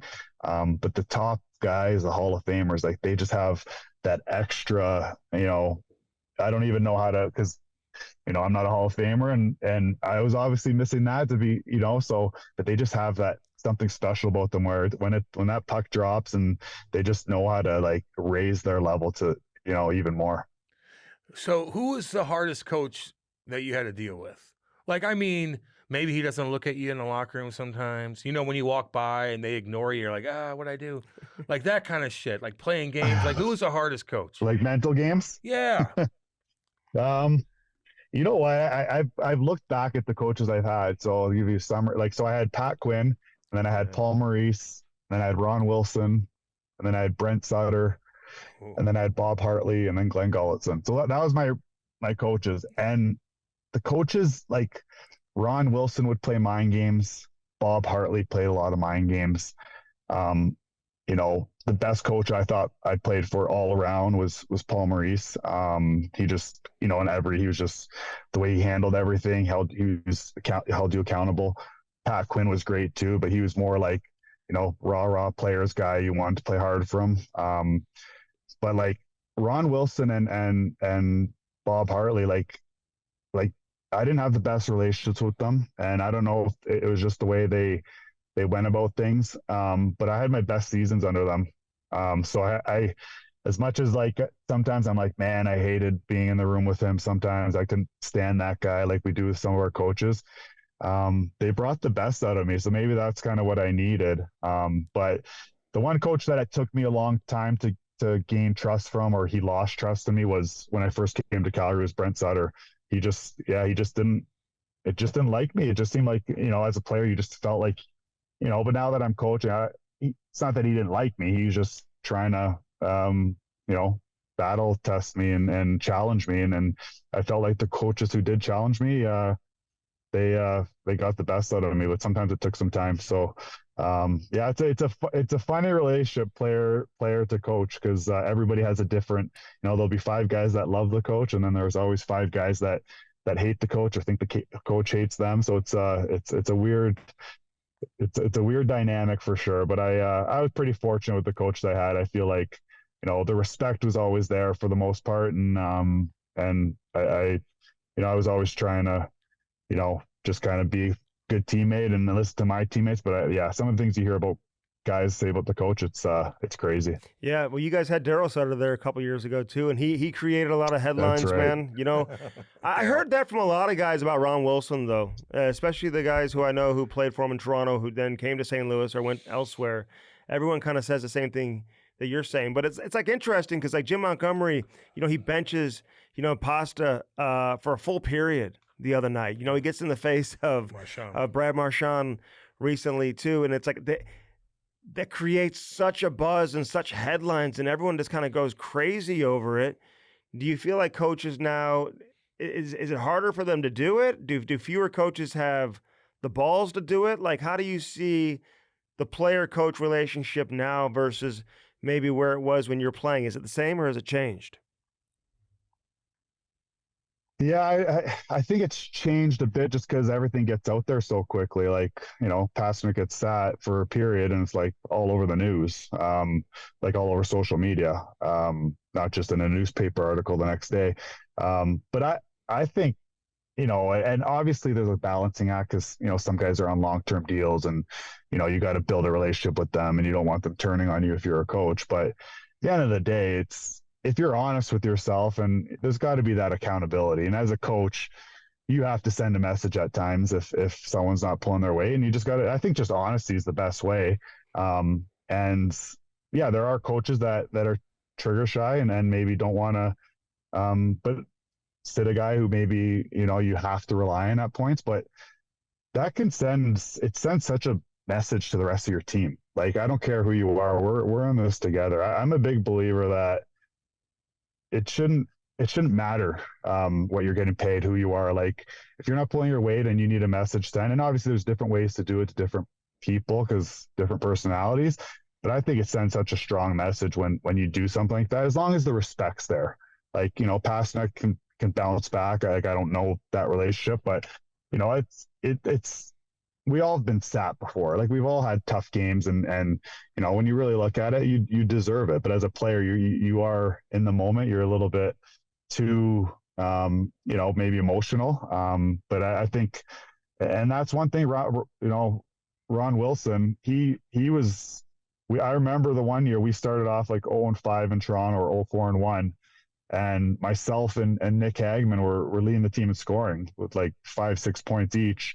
And we actually played St. Louis in an afternoon game. I don't know why I remember this, but we played St. Louis in an afternoon game, and he scratched us. We just showed up the ring. He's like, "Yeah, you two aren't playing." And I was like, It was ridiculous. And I was so mad at the time. Like, we're 2 of the leading scorers. We're both on the, we play a lot of minutes. And he's just like, he didn't really give us an explanation. And then we just kind of played after that. But it pissed us off. It light a fire. But later on, it's just, he was trying to send a message to the team, I think, just like, we're changing things up. But as a player, that wasn't easy to take. But that's just kind of the stuff where some coaches have the balls to do that, and but sometimes that can backfire too. Sorry, but that's not ballsy.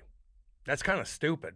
I don't get that play at all. I agree. I was pissed about that one. I was especially, I think we were playing like, Steiner was back in town, and Carlo was playing for St. Louis, Brad Boyd, like all my buddies are on St. Louis, and then show up to the rink that day. It's like, yeah, you and Hags aren't playing. It was actually an option. I remember the day. I came to the rink. It was an optional skate, so I came in for the meetings and then was going home to get my nap because I think it was back-to-back games. And as I'm walking out from the meeting, got my clothes on, one of the assistant coaches came and grabbed us, like, "No, you guys got to skate. You're not playing tonight." And it was like, "Are you kidding?" Like, it was just one of those, like, okay, yeah, we ended up losing, so it wasn't the right call. That's for sure. Yeah, Brad Jesus. Boys. We love him. One of my favorites. Love him. Boise. Little shout out. He scored Love a lot him. until they took away his mission stick. Once they stopped making it, he just Boise. said, Boise, I don't know, I got to find one. He's the one guy.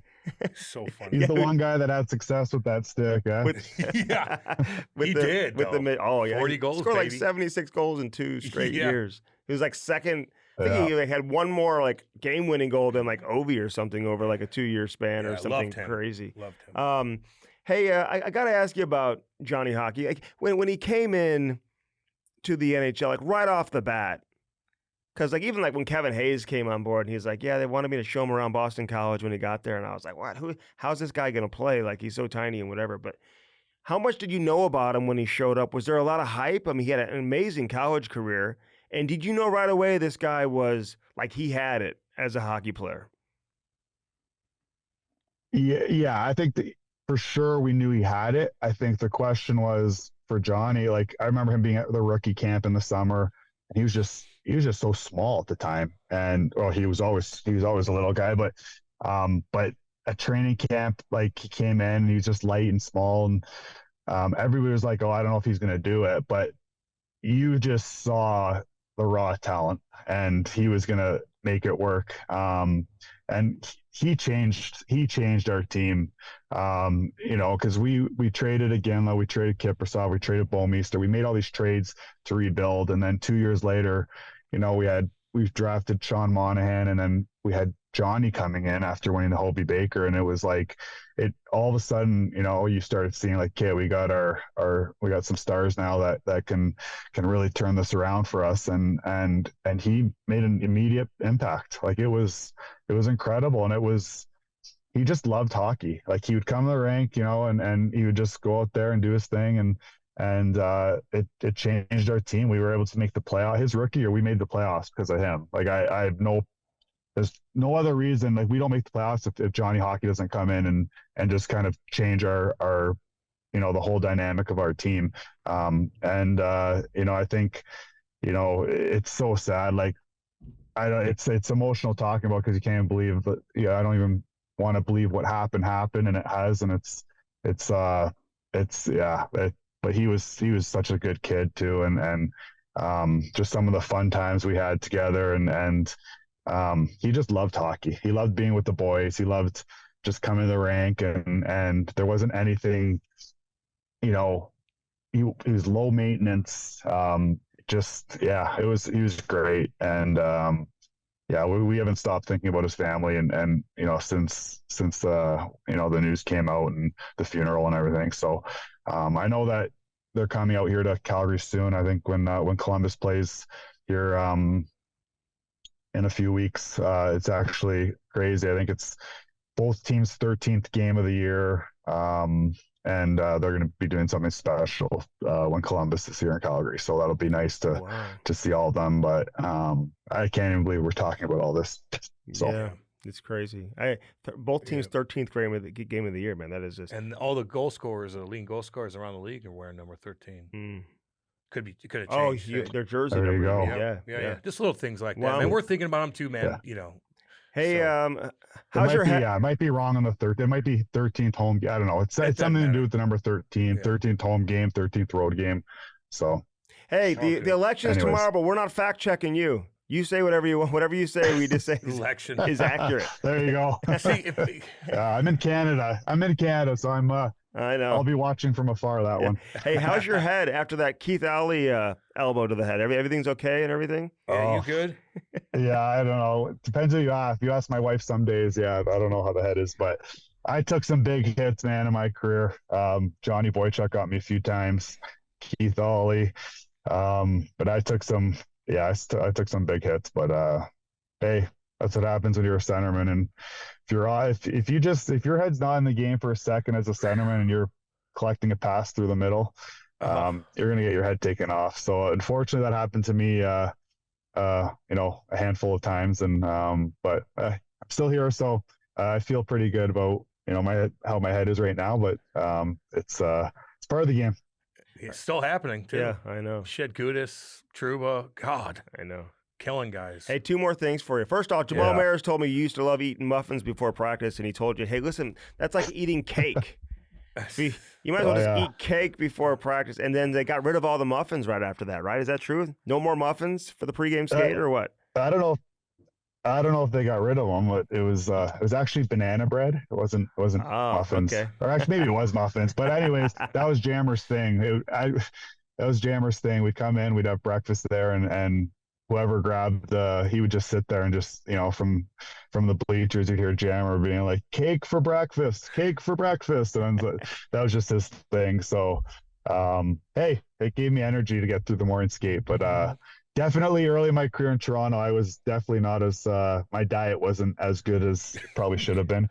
But as, like anything, as you get older, you learn and you start taking care of yourself a little better. But I think he said that to me too. And I go, I had 12 beer the night before. Worry about that. Exactly, Jammer. But honestly, we burned so many calories. Like, does it really matter what you eat in the morning? Like, honestly. I mean, yeah. No. To Jammer, it does. Counting calories. Yeah. Hey, last thing for you. Yeah, what did 1,000 games mean to you? Oh, yeah. To get there? Because, I mean, I think you finished just over 1,000, right? Yeah. So were you looking at like the games play when you were at 950? Awesome. Being like, I got to get to 1,000? Well, I think it was definitely a goal of mine. I think anybody, you just want to play for as long as you can. But early in my last year of my contract, it ended up being my last year, I struggled. Not that points were like a big part of my game at that point in my career, but I didn't score until like after New Year's. And I was healthy scratched like 10 times early in that 2017-18 year.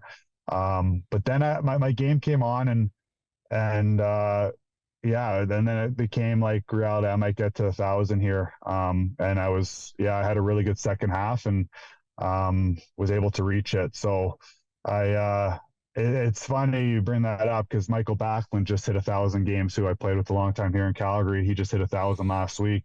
So it brought back a lot of memories. I was actually at his party last night celebrating his 1,000th game. So it's very proud about it. I think just the way, the ups and downs, you look back at your career, I was never a star in the league, but like just to be able to adapt my game and fill different roles to be at this level for that long, I'm really proud of. And I think you really, when you retire, you really look back and doesn't seem real that you played that long in the league, but it's kind of cool. You got a silver stick, it sits down, so it brings back a lot of memories. And I think I was never lucky enough to be on a team that like won a Stanley Cup or even went to a Stanley Cup. So, for me, that's kind of, as a personal achievement, as it's something I'm really proud of.